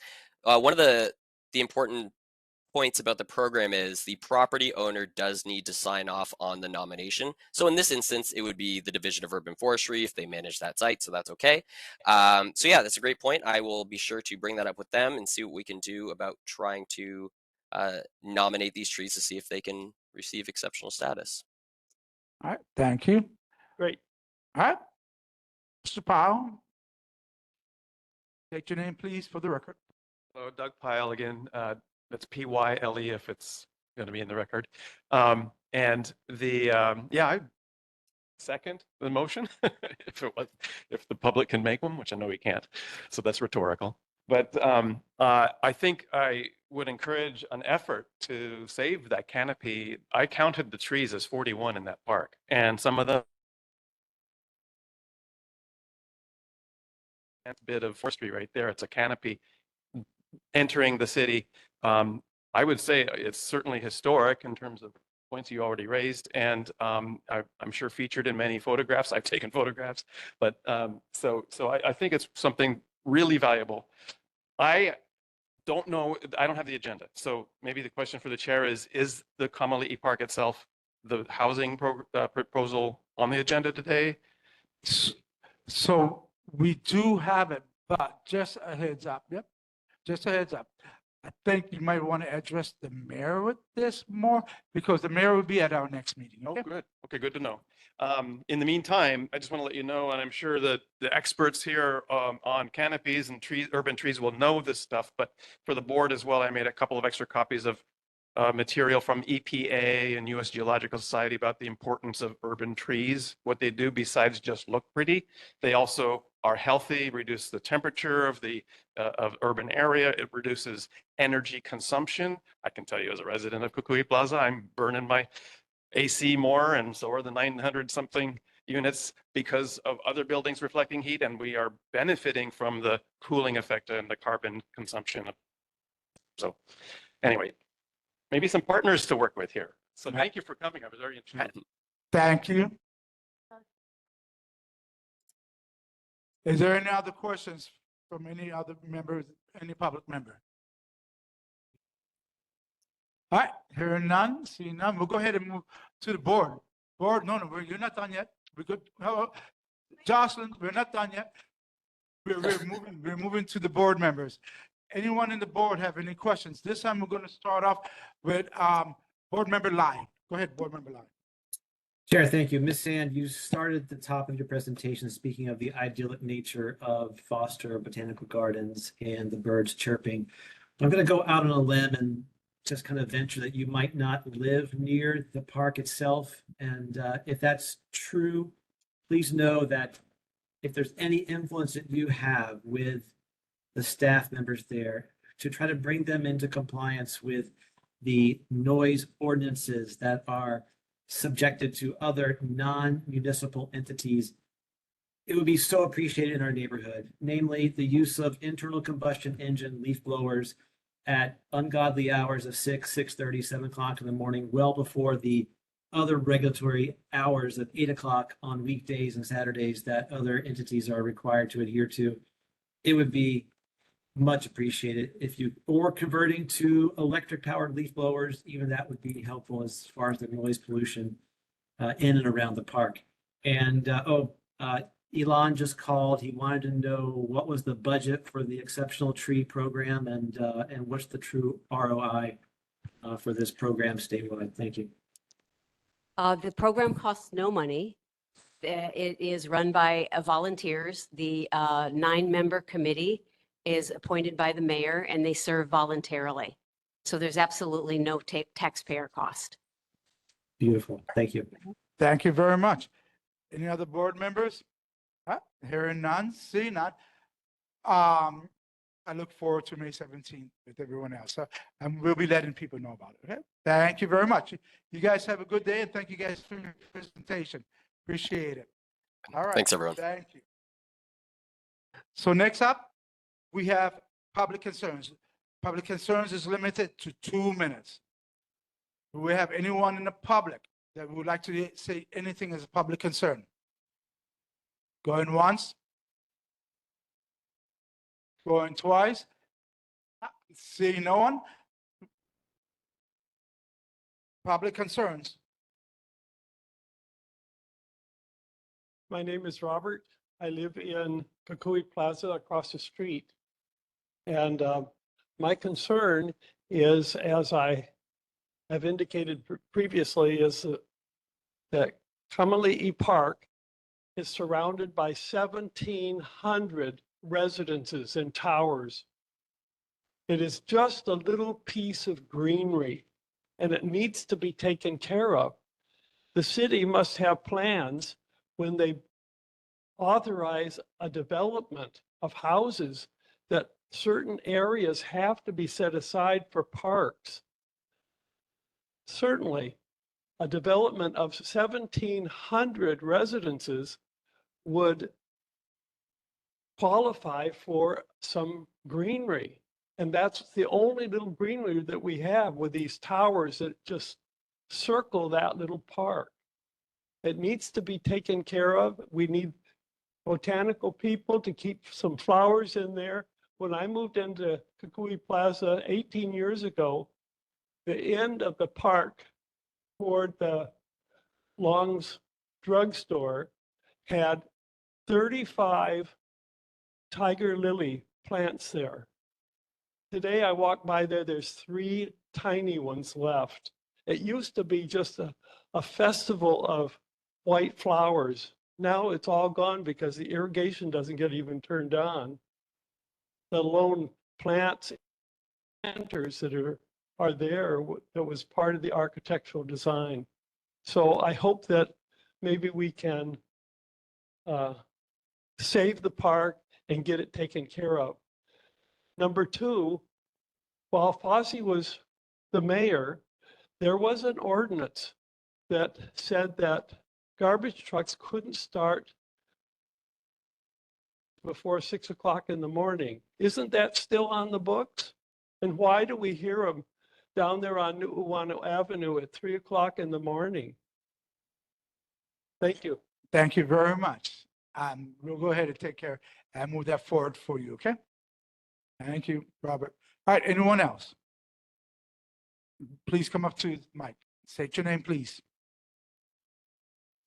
Hi, my name is Deborah King and I live in Honolulu Park Place, and I second his motion because they woke it, the beepers and stuff like that from the garbage trucks have woken me up in the middle of the night, 3:45, 4 o'clock. And then I observe and take videos, and they're not even driving properly. So they're disobeying all the rules. So I just wanted to bring that up as well. Thank you. All right, thank you. I feel you on that one. I live in a tower on Hotel Street, and it's like ridiculous. All right, any other ones? Anyone else? No, not seeing any. We'll go ahead and now move to our elected officials. Similar to last month, we are determining the order based on which elected official or their representatives are here in person. I'll call you up to the microphone in the order that you arrive. I will then call up the remaining elected officials who may be online. As a reminder, if you provided a written report to me electronically in advance of this meeting, especially if there are written responses to board members' questions from a previous month, I have already shared it in the Google Drive, and in the interest of saving time, you do not need to read those written responses out loud at this time. So the first one that I did see when I walked in and greeted was Stephen Downs. Please come up. Yes, this is the governor's office. Good evening. I apologize I wasn't here last month. I couldn't make it, but I'm here today to take any of your questions. I do have one thing to point out. The department has activated safety camera systems that track speed. So there's speed camera detections at the same 10 intersections that have the red light cameras. They were activated on March 1st, and so between now and April 29, they will be issuing warnings to speeders, and after that, they will issue citations. So I did post that to the Google Drive. So that's the only new announcement I have. Are there any questions? Okay, we'll start with members in the public. Anyone has anything for the governor's representative? Not seeing any. Anyone online from the public have any? Not seeing any. We'll go to the board members. We'll go ahead and start with board member Lai, please. Board member Lai. Chair, thank you. Mr. Downs, regarding those speed and red light cameras, does the vendor offer as well the ability to track sound and sound levels? I know sound is always a concern, especially at many of the intersections at which those cameras have been placed. Thank you. I do not know, but I will check. Thank you. All right. Board Member McDonald, please. Thank you, Chair, and thank you to the governor's representative for being here. I wasn't aware that we were doing this sort of speed monitoring. I was aware of the red light cameras, but I wasn't aware of this. And I, quite frankly, am very disappointed in this revenue grab by the city. It is definitely a revenue grab. And we have so much crime. We cannot get our cameras to work that monitor for crime and other real issues that we have in this community, whether it's theft or assaults or graffiti or whatever it is, that are real issues that this community has a problem with. And for the city to, and the state rather, I guess this is the governor's office, for the state to impose this obvious revenue grab when cameras could be used to prevent and catch real crime and not traffic violations is absolutely a disappointment. And I should hope that the governor would re-examine this and right. reassign these cameras to Please address finish it up. crime and not traffic issues. Thank you. Thank you. All right. Any other board member? Go ahead, Board Member Sean Fitzsimmons. Hey, Steve, thanks for coming. I just wanted to ask a question about the Operation Hire Hawaii, which was the executive order that Josh Green signed to expedite the state hiring to offset the federal layoffs, right? Number one, how many jobs are being offered through this program? Number two, who's paying for it? It would seem like Hawaii taxpayers would pay for it, which would increase, or how are we going to pay for these newly created government jobs? Thank you very much. All right. Any other board members? Go ahead, Board Member Shibukwa.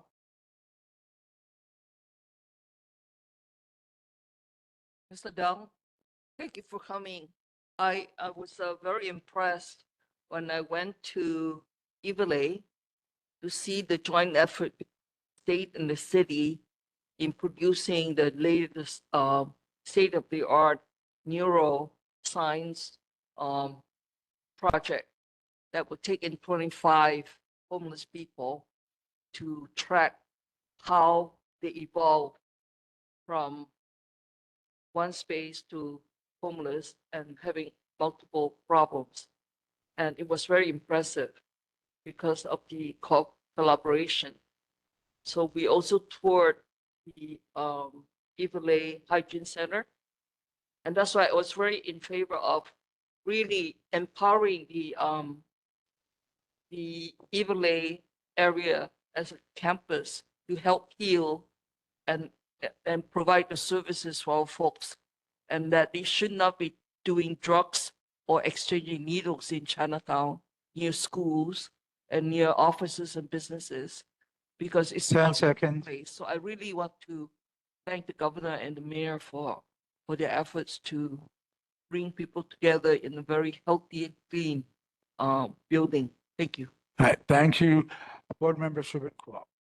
Any other board members? All right. So I just real quick one.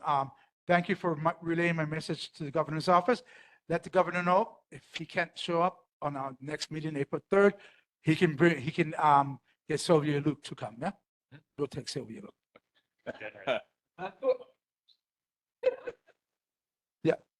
Yeah. Well, one of the others. Yeah, either him or Sylvia Luke at our next board meeting. Yeah. Thank you.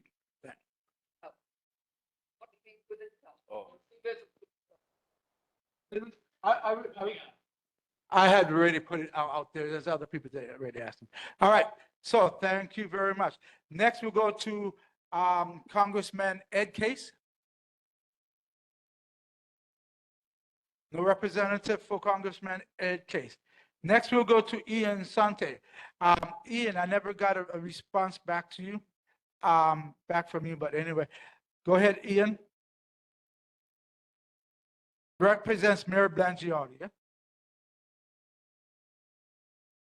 Ian, Ian, can you hear me? All right. So we're going to go ahead and move on and call him back up later. Chair, Next can you hear me one. okay? Okay, Chair? yes, now we can. Thank you. Okay, I apologize on that. On my microphone.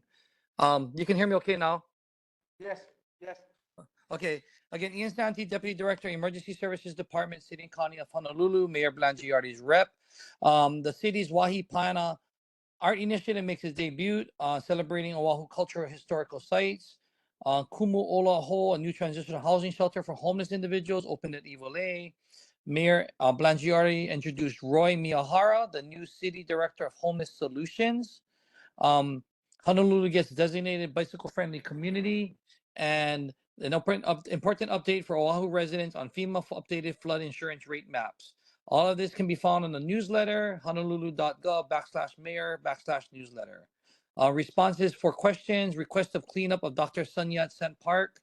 The issue was investigated on December 13th by 2024 by District 2, Section 1 Maintenance Section Supervisors. The investigation showed that the Sun Yat-sen Park has been maintained daily by DPR's maintenance crew. The maintenance crew does maintenance on Dr. Sun Yat Park 3 times a day. While the Dr. Sun Yat-sen Park Memorial is cleaned and maintained daily, there is an area outside DPR's jurisdiction that could use some cleanup. We have contacted the Department of Facility and Maintenance to get more on this issue, and we have a report for you next month on that. Kama'ili Park proposed housing project, the Department of Housing again. The city will hold opportunities for community engagement regarding the building proposal for Kama'ili Mini Park. The city will consider suggestions of a police substation in the development process. And the city did purchase the old First Hawaiian Bank building on King Street, adjacent to the A'ala Respite Facility, in which future housing is concerned. The next one is a question in regards to cars driving through bus-only portion of South Hotel. HPD is still following up on that, but the Department of Transportation did respond. Unauthorized vehicles are prohibited on Hotel Street between North King and Alakea, and will refer any other further questions to HPD. Taxpayer money concern. Question was about the Hawaii taxpayers pay 82% of all services provided to COFA. The department, per the director of BFS does not handle services provided to COFA silent migrants.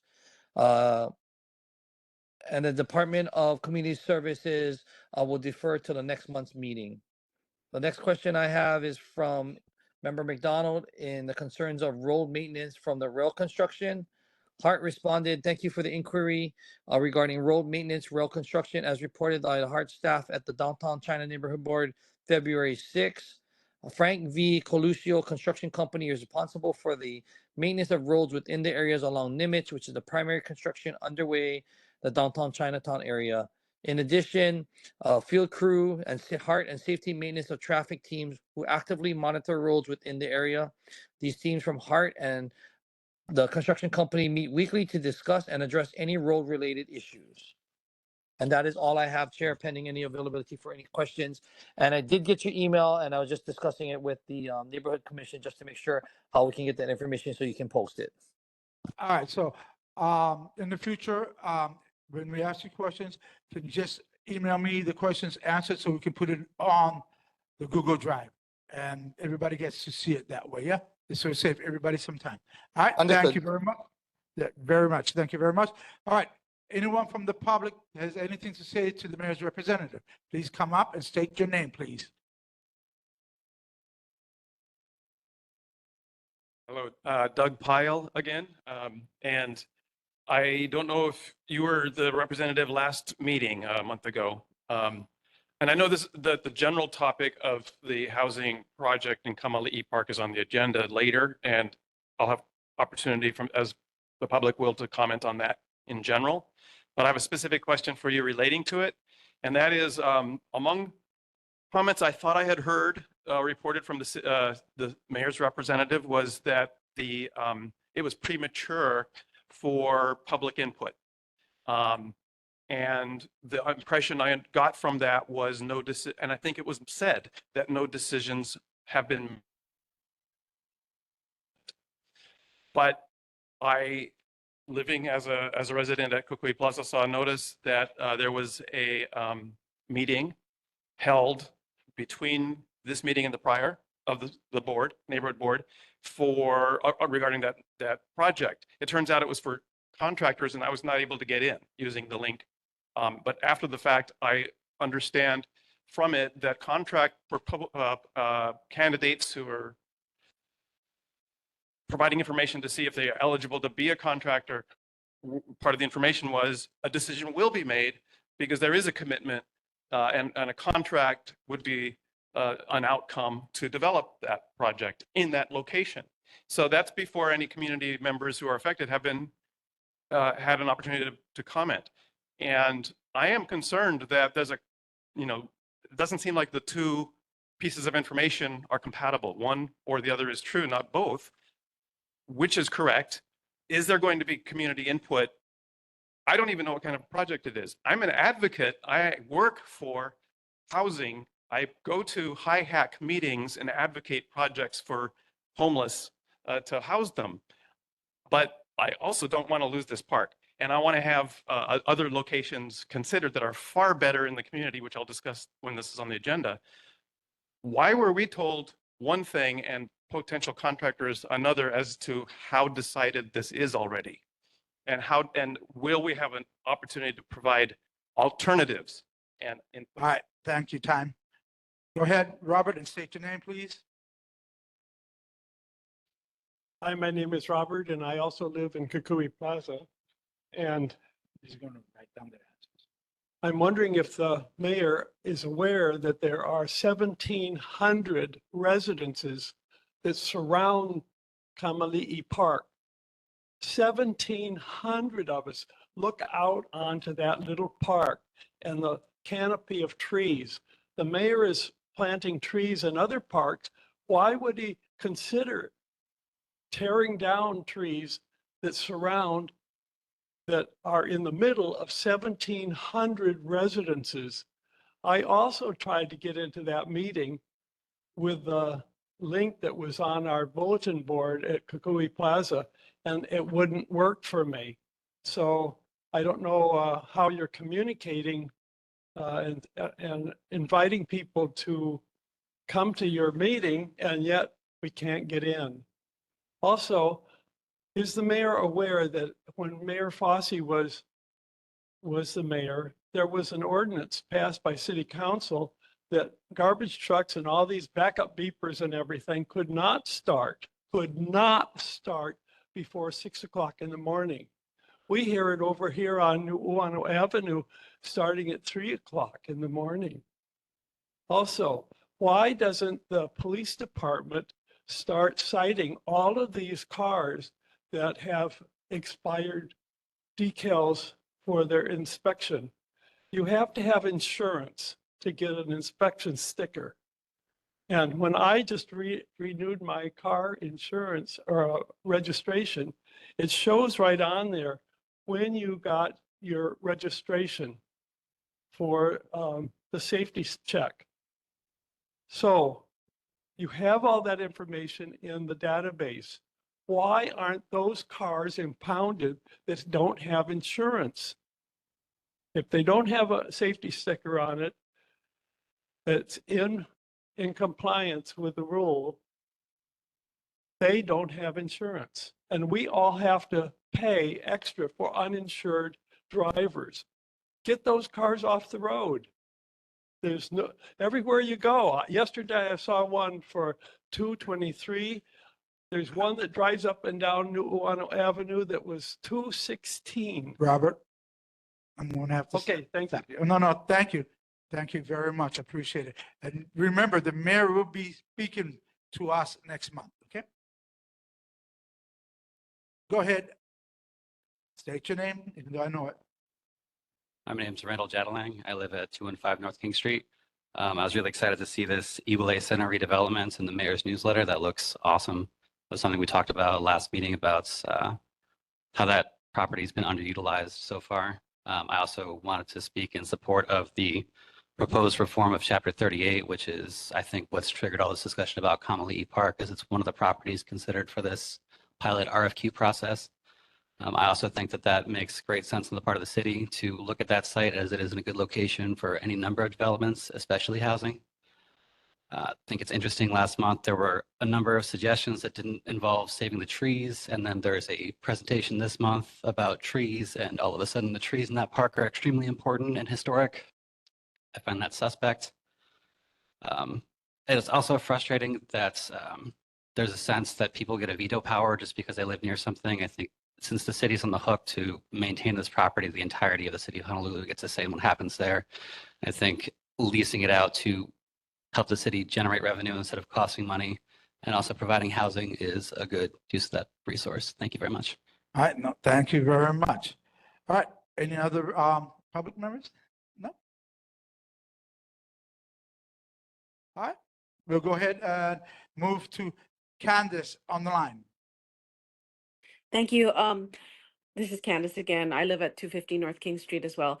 I just had a question to you, Ian, about the mayor's core team and the core initiative, and I want to find out how often do they clear the area, or are they the ones that are in charge of clearing like some of the homeless encampments when the homeless aren't there? And how often do they work? Because it seems they only work like Monday through Friday from like 7 to 4 or maybe 7 to 12. So I only see them on the street at that time. And are they responsible for helping clear some of the bulky items that the homeless leave behind? I'm talking specifically about the area on River Street between North King Street, the far end of North King Street, and Hotel Street. There seems to be homeless that just dump like their unwanted mattresses, shopping carts, or like, I don't know, even bookshelves or something that they collect, and they just leave it there, and it just, it's just right near the stream. And I'm just afraid that homeless people will, like throw it over into the stream, and pollute our waterways, or I mean, it's just blocking the sidewalk. So I just wanted to find out about, if the core team is responsible for that, and or if they just, do they leave it there? They just leave it there and have the public clear it. I mean, what's the policy?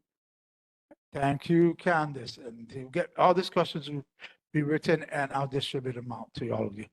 Any one else? Any other public member? Not seeing any. We'll go to the board. Any board members have a question? Go ahead, Sean. Hey, just a quick question. The mayor's federal to municipal workforce transition initiative, is that going to be working to add law enforcement to HPD? That's all. Thank you very much. All right, any other board members? Board member Lai. Chair, thank you. And just because of the potential for time issues down the road, I just want to follow up on a comment made by a previous speaker about the procedures for the potential development of Kamali'i Mini Park as one of the 4 parcels that are involved in the RFQ. I heard today, as did Mr. Santee and the office of Council Member Dos Santos Tam, from the executive director of the Office of Housing for the city and county, who made it clear that it's only after a redevelopment partner has been selected for that solicitation and for that particular property, and a contract is in place and approved by city council, it's only after that that the development partner will be required to conduct a robust community engagement process. So it seems that any public input will come only after the fact, after a contract is signed, and I think that's very concerning. Hopefully we will still have a chance to talk about this more later on in the agenda. Thank you. Thank you. Any other board members? Board member McDonald. Board member McDonald. There you go. Go ahead, 1 minute. Thank you. I want to thank you for partially addressing my concerns about the roads in Hawaii. And I will bring this up with Council Member Dos Santos Tam as well. But you just seem to mention the parts of the roads that are that having to do with the rail construction. Our roads here in Honolulu and in Hawaii are atrocious. They are a disgrace. I ride a 2-wheeled vehicle, and our manhole covers half of them are potholes. They are 2 inches or more below the surface of the paved street. If I were a betting man, I'd say there are no less than 100 steel plates around this city that are no longer having any construction or anything to do with them, but are just sitting there, not being removed and repaved over. What are we doing? What is the city and the mayor's office doing to address the atrocious state 10 of our roads? seconds. Honolulu is a jewel in the United States of America. It is a wonderful, pristine state, and all our roads are an embarrassment. What are we doing? Are there inspectors? Do Time's inspectors up. go around and inspect the roads? What can be done? Please and thank you. Thank you. All right, any other board members? All right, not seeing any. I'll go ahead and close this out by saying thank you, Ian, for being here. Ian, send all the question answers to me by email as soon as you got them, so I can post it to everyone and send it out to the public, to all those people out here in our public, okay? Understood, Chair. Thank you. I want to thank you. You have a good day. We'll see you with the mayor. We'll see Yep. you with the mayor next. Yes. Yes. Thank All right. you. So next we're gonna go to City Council, District 6, Tyler DeSantos. Jackson, are you here? Representative for Jackson, are you here? Representative for Tyler DeSantos. Jackson, are you here? All right. Not seeing him. We'll go ahead and move on to State Senate District 13. Carl Rhodes is the representative here. Yes, I'm here. Okay, can you keep your statements short and brief and to the point, and answers to the public also short and brief and to the point. Thank you, and please state your name for me.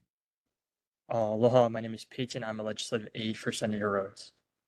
A new updated 2024-2025 COVID vaccine has been approved for use. COVID shots are now similar to flu shots in that they target the most prevalent strain of COVID. This vaccine is not meant to prevent symptoms of every COVID variant. Rather, the aim is to protect against severe illness, hospitalization, and death. You can now test for little fire ants for free by going to www.stoptheant.org and request an ant identification collection kit. You can also call the statewide pest hotline at 643-PEST. That is 643-7378. If your home tests positive for little fire ants, the Oahu Invasive Species Committee will conduct a survey of your property and eradicate the problem at no cost to you. Please don't hesitate to call our office at 808-586-6130. With questions or concerns, please also email us at sendroads@capital.hawaii.gov. Thank you. All right, thank you very much. Does anyone in the public have anything for Senator Rhodes' representative? No one in the public? No one online on the public? Any board member has anything for Senator Rhodes?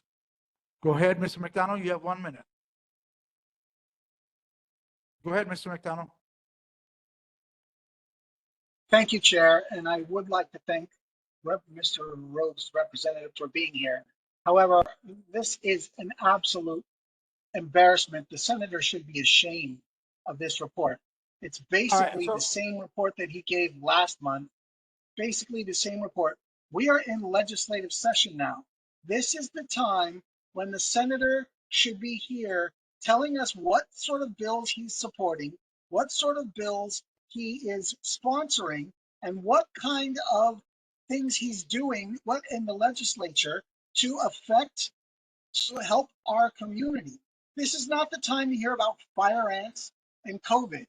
We're in legislative session, and the senator has a responsibility and a duty to his constituency and to this body to tell us what he's doing in legislation and during the legislative session to support our community. This is an embarrassment. He should be ashamed to come here with this report about fire ants and COVID. I expect better from the senator for next month's report. Embarrassing. Should be embarrassed. Time's up. Okay, before we any further, Kevin, you were not here, so I did read out the order and decorum, and I'm going to send that out to you There is new rules. We watch what we say, especially about our politicians. There's a way to handle it. If there is an issue, then you need to go ahead and take it to the proper authorities, to the legislature, right? I understand where you're coming from, and I feel what you're saying, but there's a way to conduct ourselves when it goes around politicians. If I may, Chair, I That- didn't say, I Yeah. didn't No, no, no. include I insults. understand where you're coming from. I understand where I you're coming asked from. the senator to report on what he's doing during the legislative session to benefit this community. All right, And so he gave us nothing. It's embarrassing. He should be it's enough. ashamed. Enough. Time's up. We're not gonna say those words to our political officers. There's a place and time, and that's not. This is that place and time. Oh. This is where we voice those opinions. This is the forum for that. And I haven't insulted the senator. I haven't called him any names. I'm asking him why during the legislative session, he's not telling us what he's doing during the legislative session. Okay, okay, and I understand where you're coming from, but let's understand one thing, just to be clear, okay? We are the Downtown-Chinatown Neighborhood Board. The neighborhood boards were created by the city and county of Honolulu. None of these senators or House of Representatives are obligated to be here. City representatives, yes, but this is a city-run thing. I don't want to scare our representatives away. We've scared away too many of them. I think Chair, if we can with just all- talk in a different, hold on, you asked. I think if we talk in a different tone of voice, instead of getting angry, that maybe we can bring people more of them back here. And I understand exactly where you're coming from. I really do, Chair. because I get Thank you, frustrated too. Chair. Okay. I appreciate So that. this I is- would like to say, with all due respect to you and your request, I did not insult the senator. I'm just very concerned about his report here. And I understand that he's also not obligated to be here, but that doesn't mean that he shouldn't be here. This is Okay, the so time, this is so the we're gonna most move on. important time Yes, for so them we're to gonna be move here on. and tell us what they're doing. We're going to move And on. I have a right to ask him, I do have a gonna right move to on. ask Thank you. the Go ahead, senator's ma'am. office Go ahead, what ma'am. they're doing. Go ahead, Don. Go ahead. Aloha, my name is Emilio Borland. I'm here. I am a constituent of this district, but I also Judiciary Committee. Right. So I'm not here on an official capacity. That is my colleague Peyton. But just to offer currently right now in the legislative session, it is crossover week.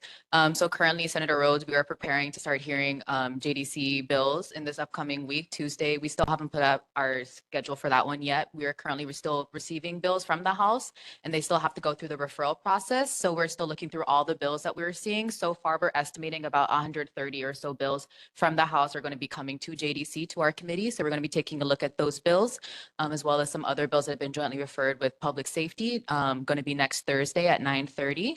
There's going to be 3 bills on that agenda. And then we're still working on resolutions as well. That deadline is tomorrow. So we're currently working on resolutions from the House and Senate that are being introduced. So that's just what we're doing as of right now. All right, can you repeat your name for me? Emiloa Borland, IMI-LOA. Thank you. Oh, Borland. As in Gloria. Yes, Sort of. that's my mother. Oh, Chair. nice. Chair, if I may say so, this is exactly the kind of thing that I'm hoping for from the senator, although there wasn't really much substance on what exactly. Hold on. You were not given permission to speak. You gotta stop. I'm sorry, that. I thought you heard me. I asked. May I speak, Chair? No, hold on. We were speaking. She's not done. I was speaking to her. Please do not interrupt. I apologize, Chair. I hope for the opportunity to speak when I have a moment.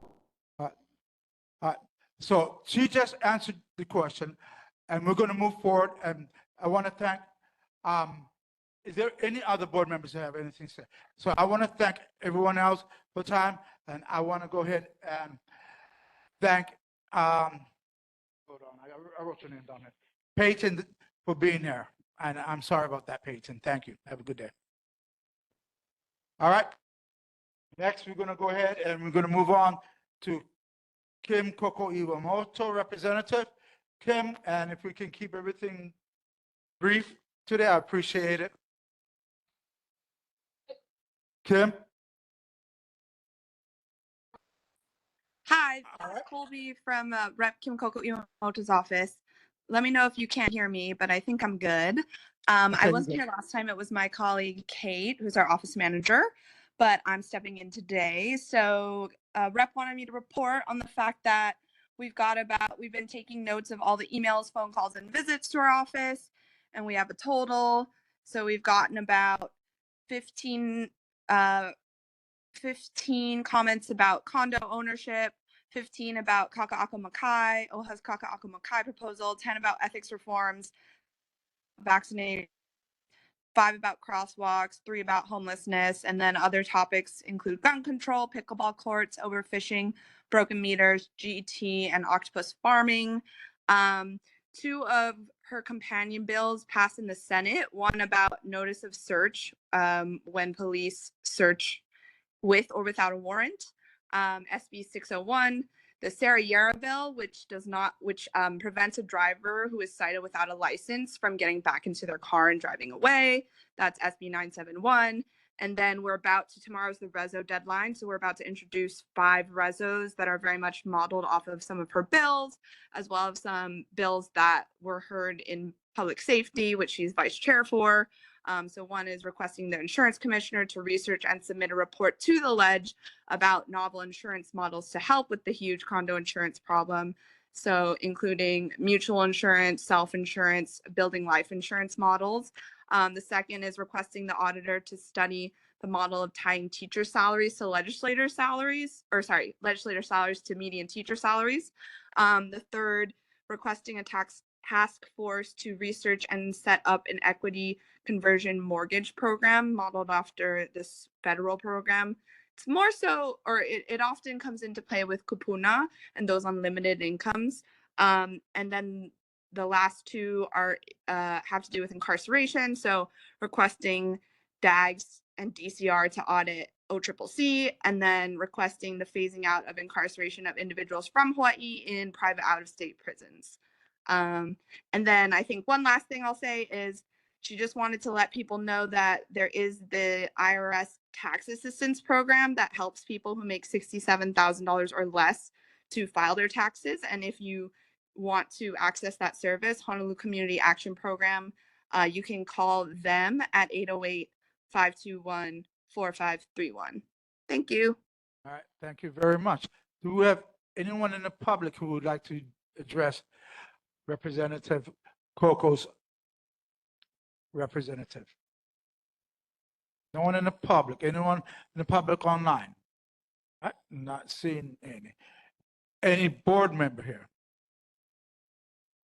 Not seeing any? Oh, go ahead, Mr. McDonald. You got 1 minute. Go ahead, Mr. McDonald. Go ahead. Thank you, Chair. And I would like to thank the representative from Kim's office for being here today. This and her my compliments, and the representative my compliments. This is exactly what we should expect from our elected officials. This is a fine report on the legislation that our representative is working on in our legislature that she hopes will benefit our community, and that we can write to her or call her office and tell her what we think and how, if we want to support or not support the things she's doing. This is exactly the opposite of Senator Rhodes. And I would like to again compliment her, and if Senator Rhodes' representative is still listening, I hope he was paying attention and will send a better report next month, because this is the kind of thing that they should be sending, not fire ants and COVID information. Thank you. And thank you again to the representative from Kim Coco's office. All right, thank you. Any other one? Anyone else? Not hearing any, not seeing any? I want to thank you very much, and you have a good night, all right? Thank you. All right, next, we're going to move on to State House District 28. And I really don't want no snide remarks when I say what I'm going to say. First of all, I did get an email. He did say that he wanted to come today, but he could not miss it because of the crossover. But he did send us a report, which I have put into the Google Drive. So he did send us a report. So no snide remarks, please. Moving on now, we're going to go ahead and we're going to our quarterly reports. Next is a quarterly report, just one report this month. As all other reports that I am tracking were listed and I had a chance to be present in previous months this quarter. Greg Payton for Mauna Kea Villages, go ahead, please. Thank you, Chair. And my name is Greg Payton. I serve as CEO for MHK Hawaii. One of our programs is Mauna Kea Villages in Chinatown. We serve 33 former homeless adults with mental illness with permanent supported housing. We have housed a total of 38 homeless adults with serious mental illness since January of this year in the last couple of months. MHK is going to be opening not in the Chinatown district, but in Iwilei. We're going to be opening a 50-bed Kalahali in conjunction with the mayor's office for the building and the state for the funding to support this project. It'll be across from Punawai Rest Stop. We're actually in the same space, sharing part of the same building with IHS. We will serve homeless adults, 50 homeless adults with serious mental illness, and we're hopefully opening in May of 2025. If you would like more information, I can try to get myself on the agenda. If you have time in April or May, just let me know. And if you have any feedback for me, my email is on the agenda, and that's my report. If you have any questions, be glad to answer them. All right, thank you. Do we have anyone in the public who has any questions for Greg Payton? Not seeing any. Oh, go ahead.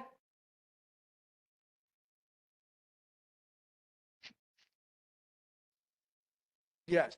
So she wants to know where the location of the facility is. It's 414 Kuili Street. It's right across the street from the Punawai Rest Stop. Years ago, it was the home of Karakai Charities and some other nonprofit organizations who have moved out. The city and county of Honolulu owns the building. Thank you. You're welcome. So she's having a hard time with her head right now. So I'll be able to, if she has a question, I'll go ahead and relate it. Okay? Yeah, I'll go ahead and relate Grace's questions because she's her episode. Anyone else? All right, not seeing any. Thank you very much, Greg. You have a good day, all right? Thank you so much. All right. Okay. Next, we go to the approval of the minutes.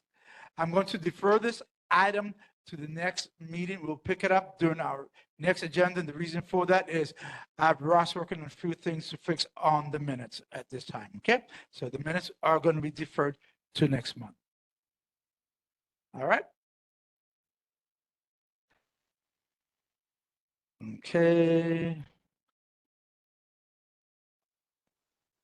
Just changing my page. Chair. Yeah, so I'm deferring the minutes, Kevin. I'm moving on unless you have something to say about board business. Yeah. So Chair, because my question is, regarding the item of the written record, is the deferral because of the testimony that was submitted about the draft of the written summary? I'm not sure if the testimony I submitted was circulated to other board members or if it was posted to the Google Drive in a timely fashion. So it's in the Google Drive. So I've had some questions that I had to ask with Secretary Ross. Okay, so it is deferred so that we can fix things up. Okay, thank you very much. Okay, thank you. All right. So next we're going to go on to board business. Yeah. So first we have the discussion on current status of the Honolulu City and County preliminary request for qualifications on 4 city-owned properties, including Kamali'i Mini Park. So I know a lot of you have an interest in this, yeah? And I respect that because you guys been saying it all night long, yeah? And like I said, the mayor will be at our next meeting and he's the best one to take this up with because he'll be there in person. But those that are here that wish to speak may speak. I'm going to let this young lady speak first, and I know she's having issues. No. just wait, Grace, I know you have an issue, so we'll go ahead and take this to you. Go ahead. Forgive me, previously you stated the order of which things will be done. I would say it was yesterday or day before, there were developers on that property analyzing it. They were not local. They did know nothing about the area or anything of her. And I was nice, I promise. But I did ask, excuse me, what are you doing? And that ensued a good conversation, but the order did not seem the same order as was stated. They're already there. Thank you, and understand that, and so this is the whole idea. So that's why I've asked the mayor at our next meeting, okay? Anyone else, please step up. Doug Pyle, I spoke earlier, and I hear you about maybe saving some of the argumentation and discussion and questions for the mayor next month. So I'll limit just to a few comments for the board. And a suggestion, maybe you already have this in mind, you can speak to it.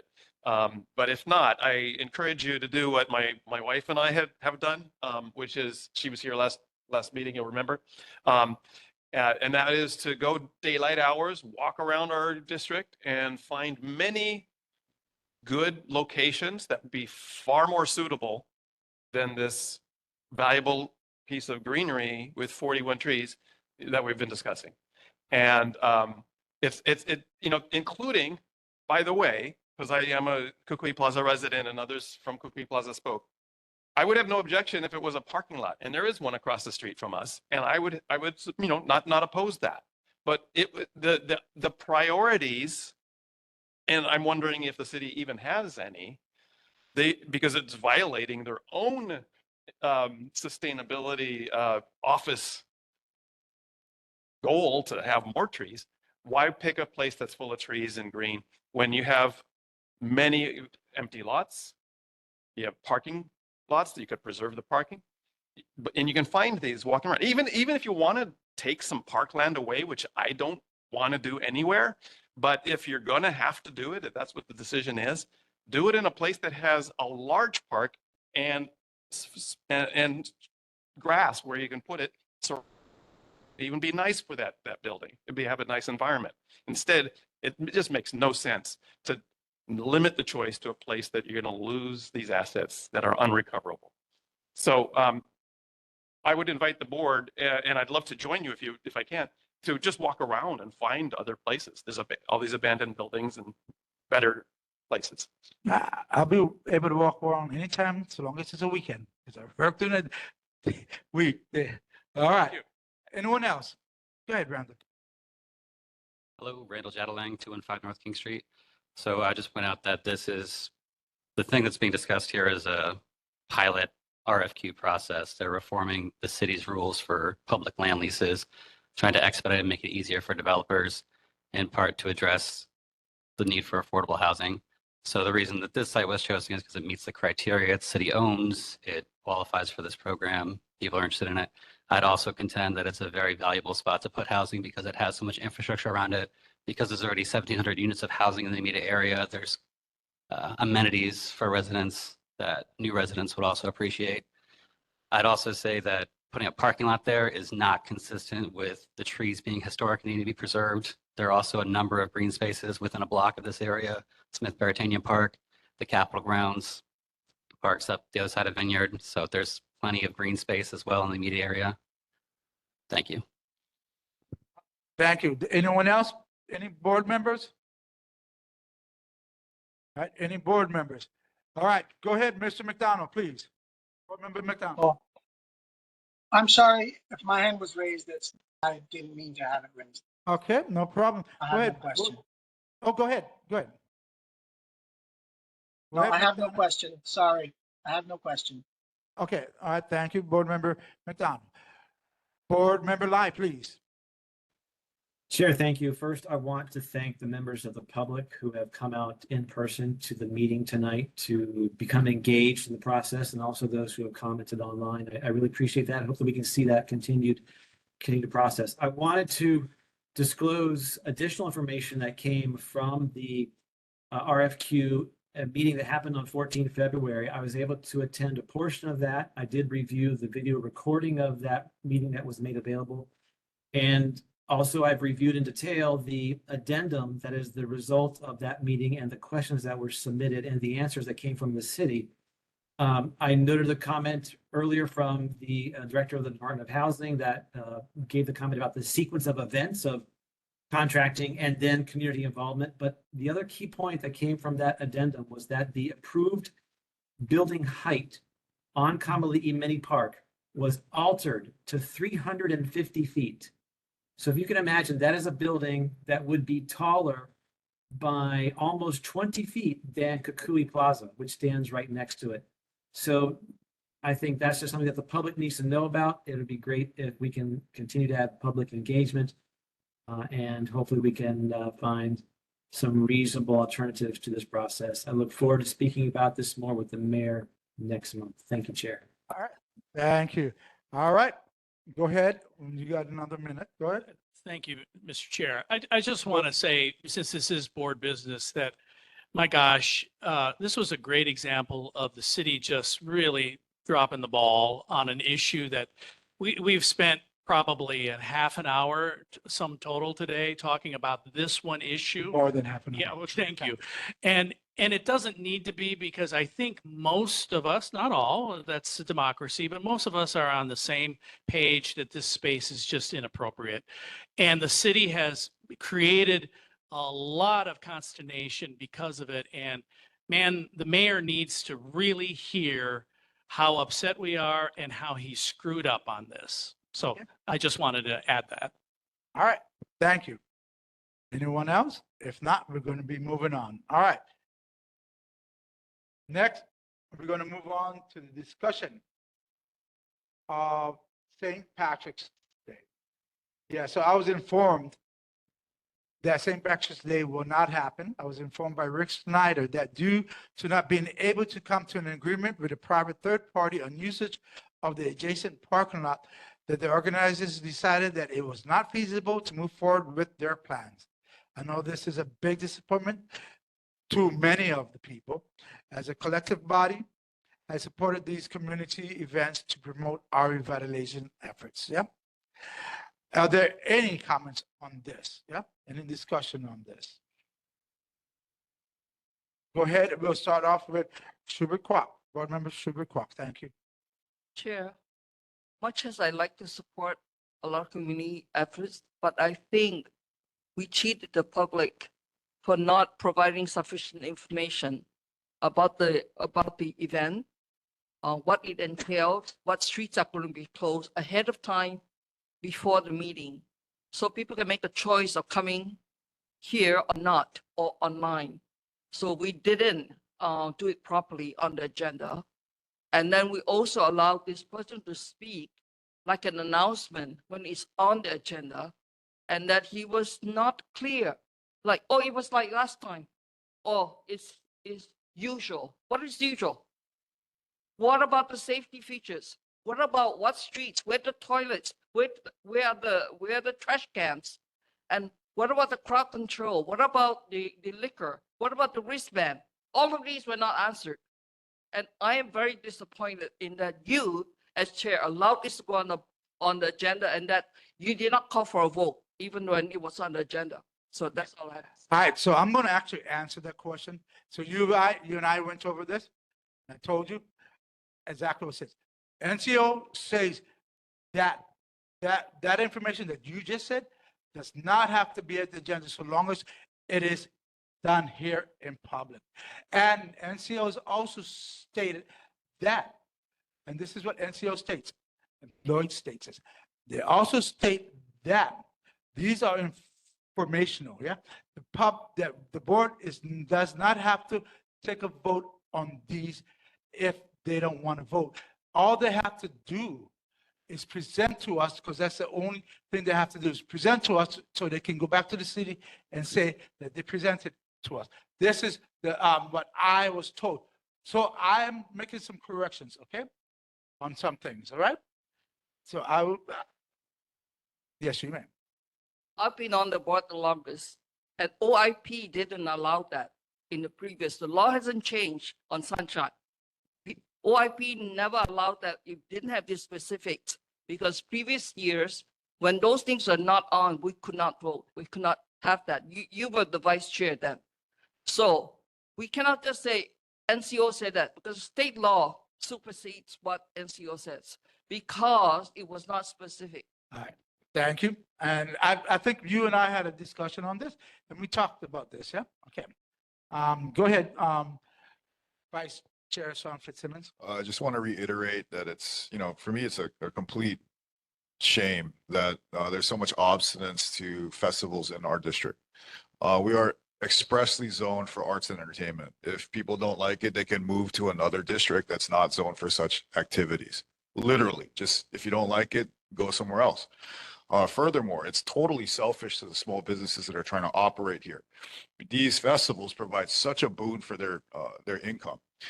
Without these festivals, they're unable to provide raises to their employees, even keep their doors open, even hire more personnel. And because of that, that has a trickle-down effect, all of which removes, all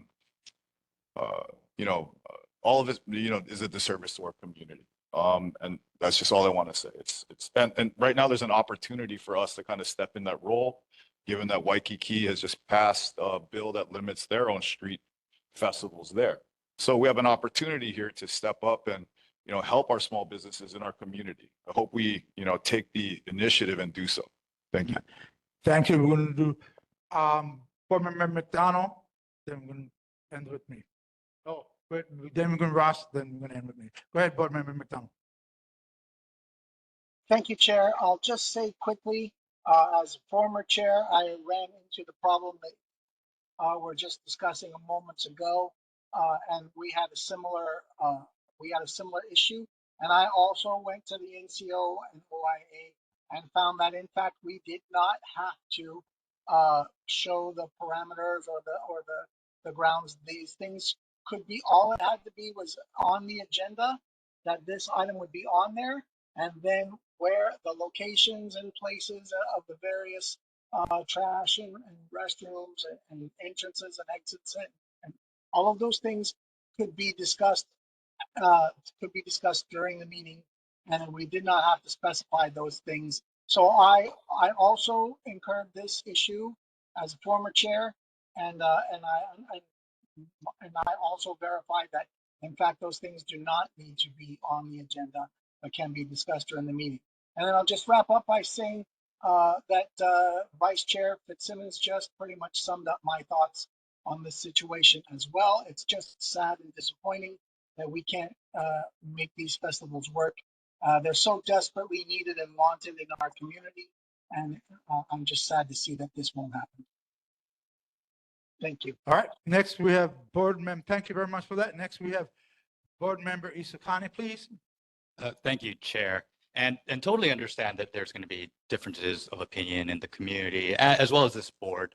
I think one thing we can all agree with is that revitalization for our neighborhood is extremely important, and community events really, really do promote that.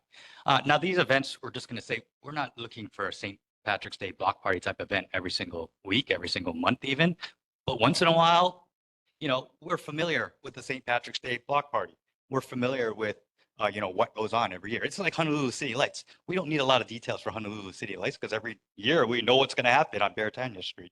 So, I just want to say, it's sad that I know Rick Schneider worked very hard. He was put in a very awkward position, being asked late to try to organize this. It's unfortunate it fell through. This things happen because these events are tough to put on. It wasn't anyone's fault. Really, the city wasn't, our board wasn't standing in the way. And I applaud Rick Schneider and the event promoters for what they're trying to do. Thank you. Thank you. We're going to take one more from Board Member Armstrong, then we're going to handle it myself. A question and a comment. Do you know if that same developer is thinking about a Cinco de Mayo event for our neighborhood? That's the first question. Then I have a comment. So there will be no Cinco de Mayo event this year. Yeah. Instead, we're going to have a whole Aulea coming up. Okay. I'll give you more information. All right. Now, for my comment is I too echo the comments that, this is, the economy is looking very, very difficult lately, and it's very tough for small business people to make a go of it. But I do want to separate my views with what was said earlier, and that is, this is the reason for this board is that we have to argue the pros and cons of each thing that comes in front of us and make sure we're also looking out for the homeowners of our neighborhood. This event, as it was scheduled, was going to end at 10 o'clock on a school night, which is long enough or late enough, in my opinion, where we have some latitude on the weekends. And I think we all agree that it can go just a little longer on that. But I would urge the board members not to tell our kapuna and homeowners and investors that if they don't like it, they can go somewhere else. I just don't think that's helpful in the overall discussion. I think we're all in this together and we need to work together. All right, thank you. Go ahead. One quick last one, please. We're zoned for arts and entertainment. We are specifically, the purpose of our district is to facilitate these events. Accordingly, we should. Furthermore, we are a major city. We're gonna shut down events at 10 p.m. Like that's crazy. We're a major city. We should be able to On a school operate night, like yes. a major city. Okay, thank you. Okay. So we're going Ross, then we're going to finish myself up, and that'll be it. Board Member Armstrong, totally agree with your point. In every board meeting we've had for like the last 2 years I've been on the board, I've only heard overwhelming testimony from the public in support. If they're kapuna, et cetera, I'd encourage them to submit some public testimony so we can hear the opposing viewpoints. That's all I'm saying. Thank you. All right. So I'm going to close this discussion up right now. So first of all, I've heard what everybody says, and there's a lot that I agree with, but there is something that I do strongly agree with, because after I've spoken on a one-on-one with Shilon, we talked about the NCO, we talked about the OIP. I went back to the OIP, did not call them, I went back to the Sunshine Law. I did look at a few things. Then I went out into the community, especially in my building. I talked to a lot of the people, and there's a lot of elderly people. They rely on the agenda to give them the information. They really do rely on the agenda. A lot of them don't come out, and a lot of them don't have access to computers and all that. So I've decided moving forward that we'll get the details and put it on the agenda like we used to, just so that those that cannot come out, and those that because I talked to a lot of people this weekend, they said if it's on the agenda, they can read it and they can see it. So they know what's going on, and I think it's only fair. So events will have to list street closures, security, and all these other things that should be on there. And this decision that I decided on was because of what the community had told me. It was after I had my talks. Yeah, I went around. I need to know what the people wanted. That's what they want. They want it on the agenda. So that part will be on the agenda. It won't affect anything else. You know, you're still going to go and vote the way you want to. Okay. All right. So this is closed at this point. So next, moving on. Board Member Armstrong sent me a written request in advance of this meeting to include his draft resolution calling for a complete and permanent ban on all personal fireworks on Oahu, on a future agenda. Thank you, Board Member Armstrong, for your hard work. I wanted to bring to everyone's attention. And next one, I want to bring to everyone's attention that our board received a number of compliments on the way we have been conducting our meeting, and that the resolutions that we have adopted have been received favorably and have been used as a model for other board resolutions, including those on government reforms and the empty home tax. So given the notable influence our board has, I want us to make sure that the resolutions we adopt truly reflect this board's values and principles, whatever they may be.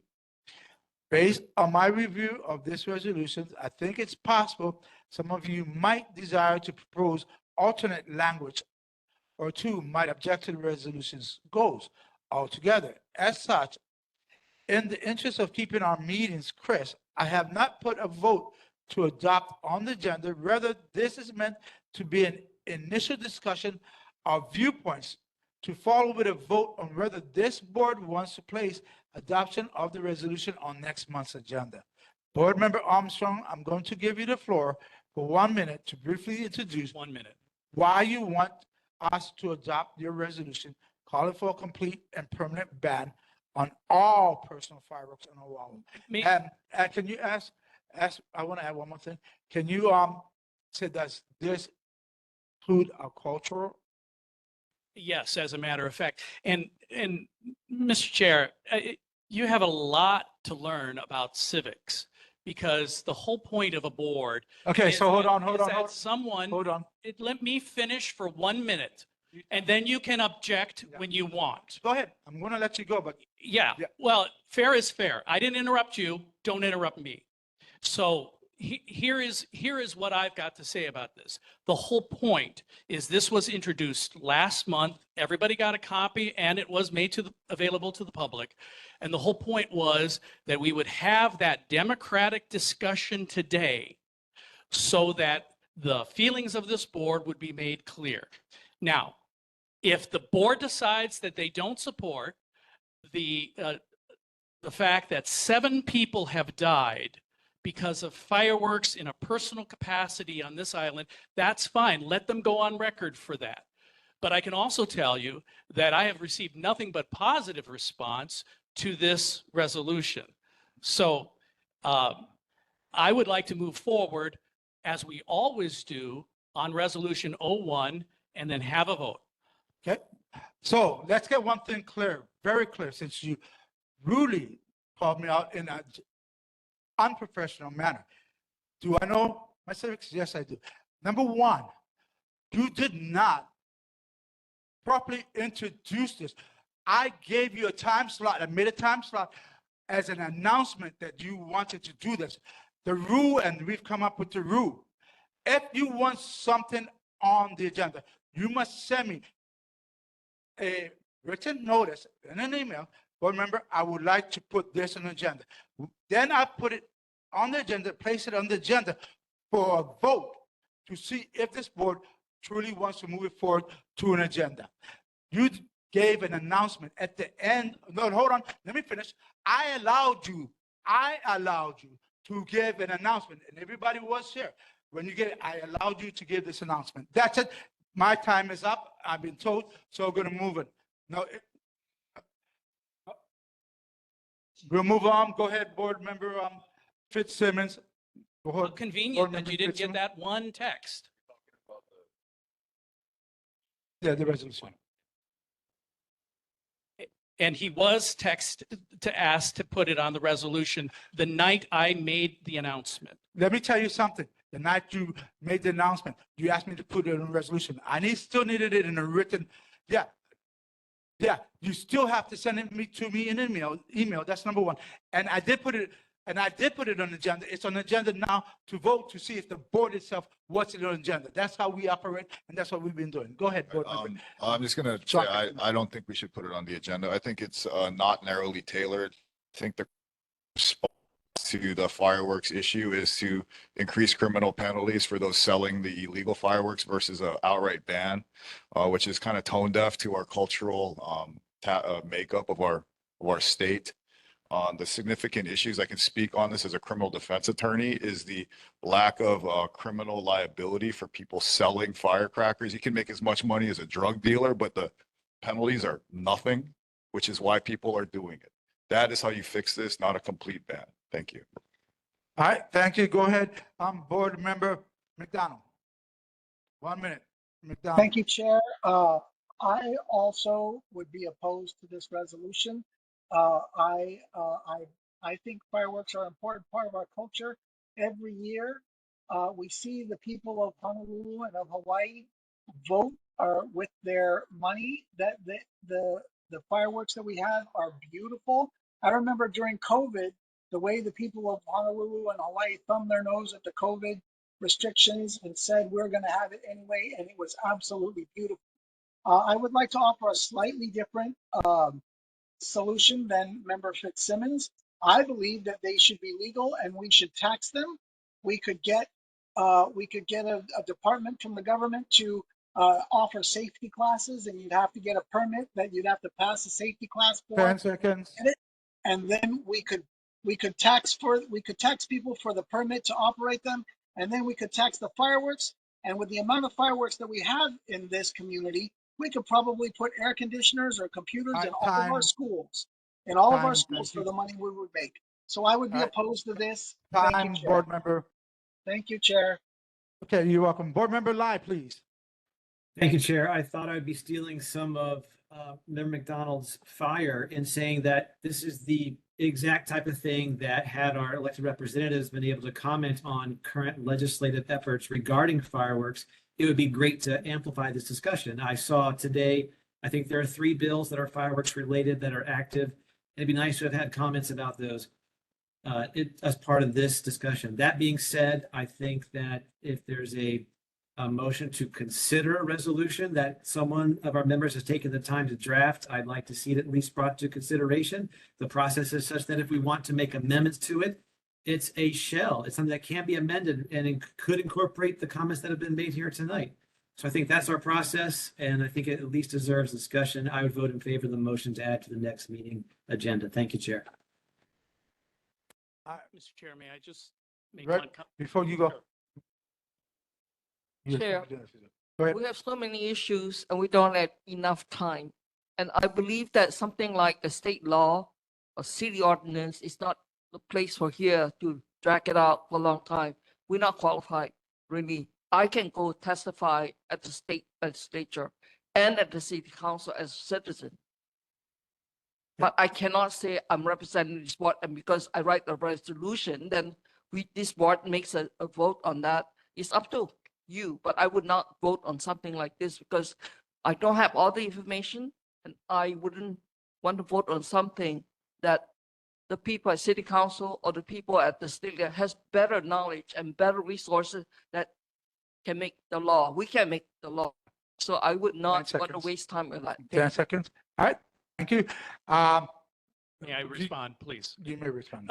You know, Well, we had apparently you had no difficulty voting on empty house taxes earlier and all the other resolutions that have come before that board. And I would imagine that none of that those affect our neighborhood just as much as fireworks do. So that's number one. And then number two is, you know, I hear every month at this meeting, how can we help the police? What is it that we can do to bring law and order more into our neighborhood? And here is an issue that almost to a person, the police object to, and that is the wholesale firing off of dangerous personal fireworks on every block in this community, in every block in this island. And yet the people who I'm looking at, who are the biggest advocates for police, say that they're against this because of some cultural idea that really doesn't exist. Every culture has fireworks, but the one that is adjacent to fireworks is Chinese, which is 9% of our population. All right, time. Okay, so I'm going to end this discussion before we take any motion. So, so I'm going to end this before we take any type of motion. So I'm looking at this and I feel the wording is not correct. There's a lot of wording. I grew up back in 60s, 61. Firecrackers were all around us and we were able to handle. It was a tradition. My parents back in the 40s, my mom and dad both born in the 40s, early 40s, actually 39 and 40. They had firecrackers all the way around. It was part of our culture, but the way it's written, it's not, and that's why I agree with Mr. Lai. You know, that it has, that for me, it would have to be worked on if it was to be a resolution. But it's not up to me. It's going to be up to the vote. Is there a motion to put this on next month's agenda for a vote? Yes or no? Is there a motion? I would make a motion. I don't have any opposed to the board voting on this. I disagree with the resolution, but I don't have any objection to whatever the board decides. Do we have a second? Second. Okay, so you got that? Okay, go do a roll call, please. Well, point of order, what are we voting on?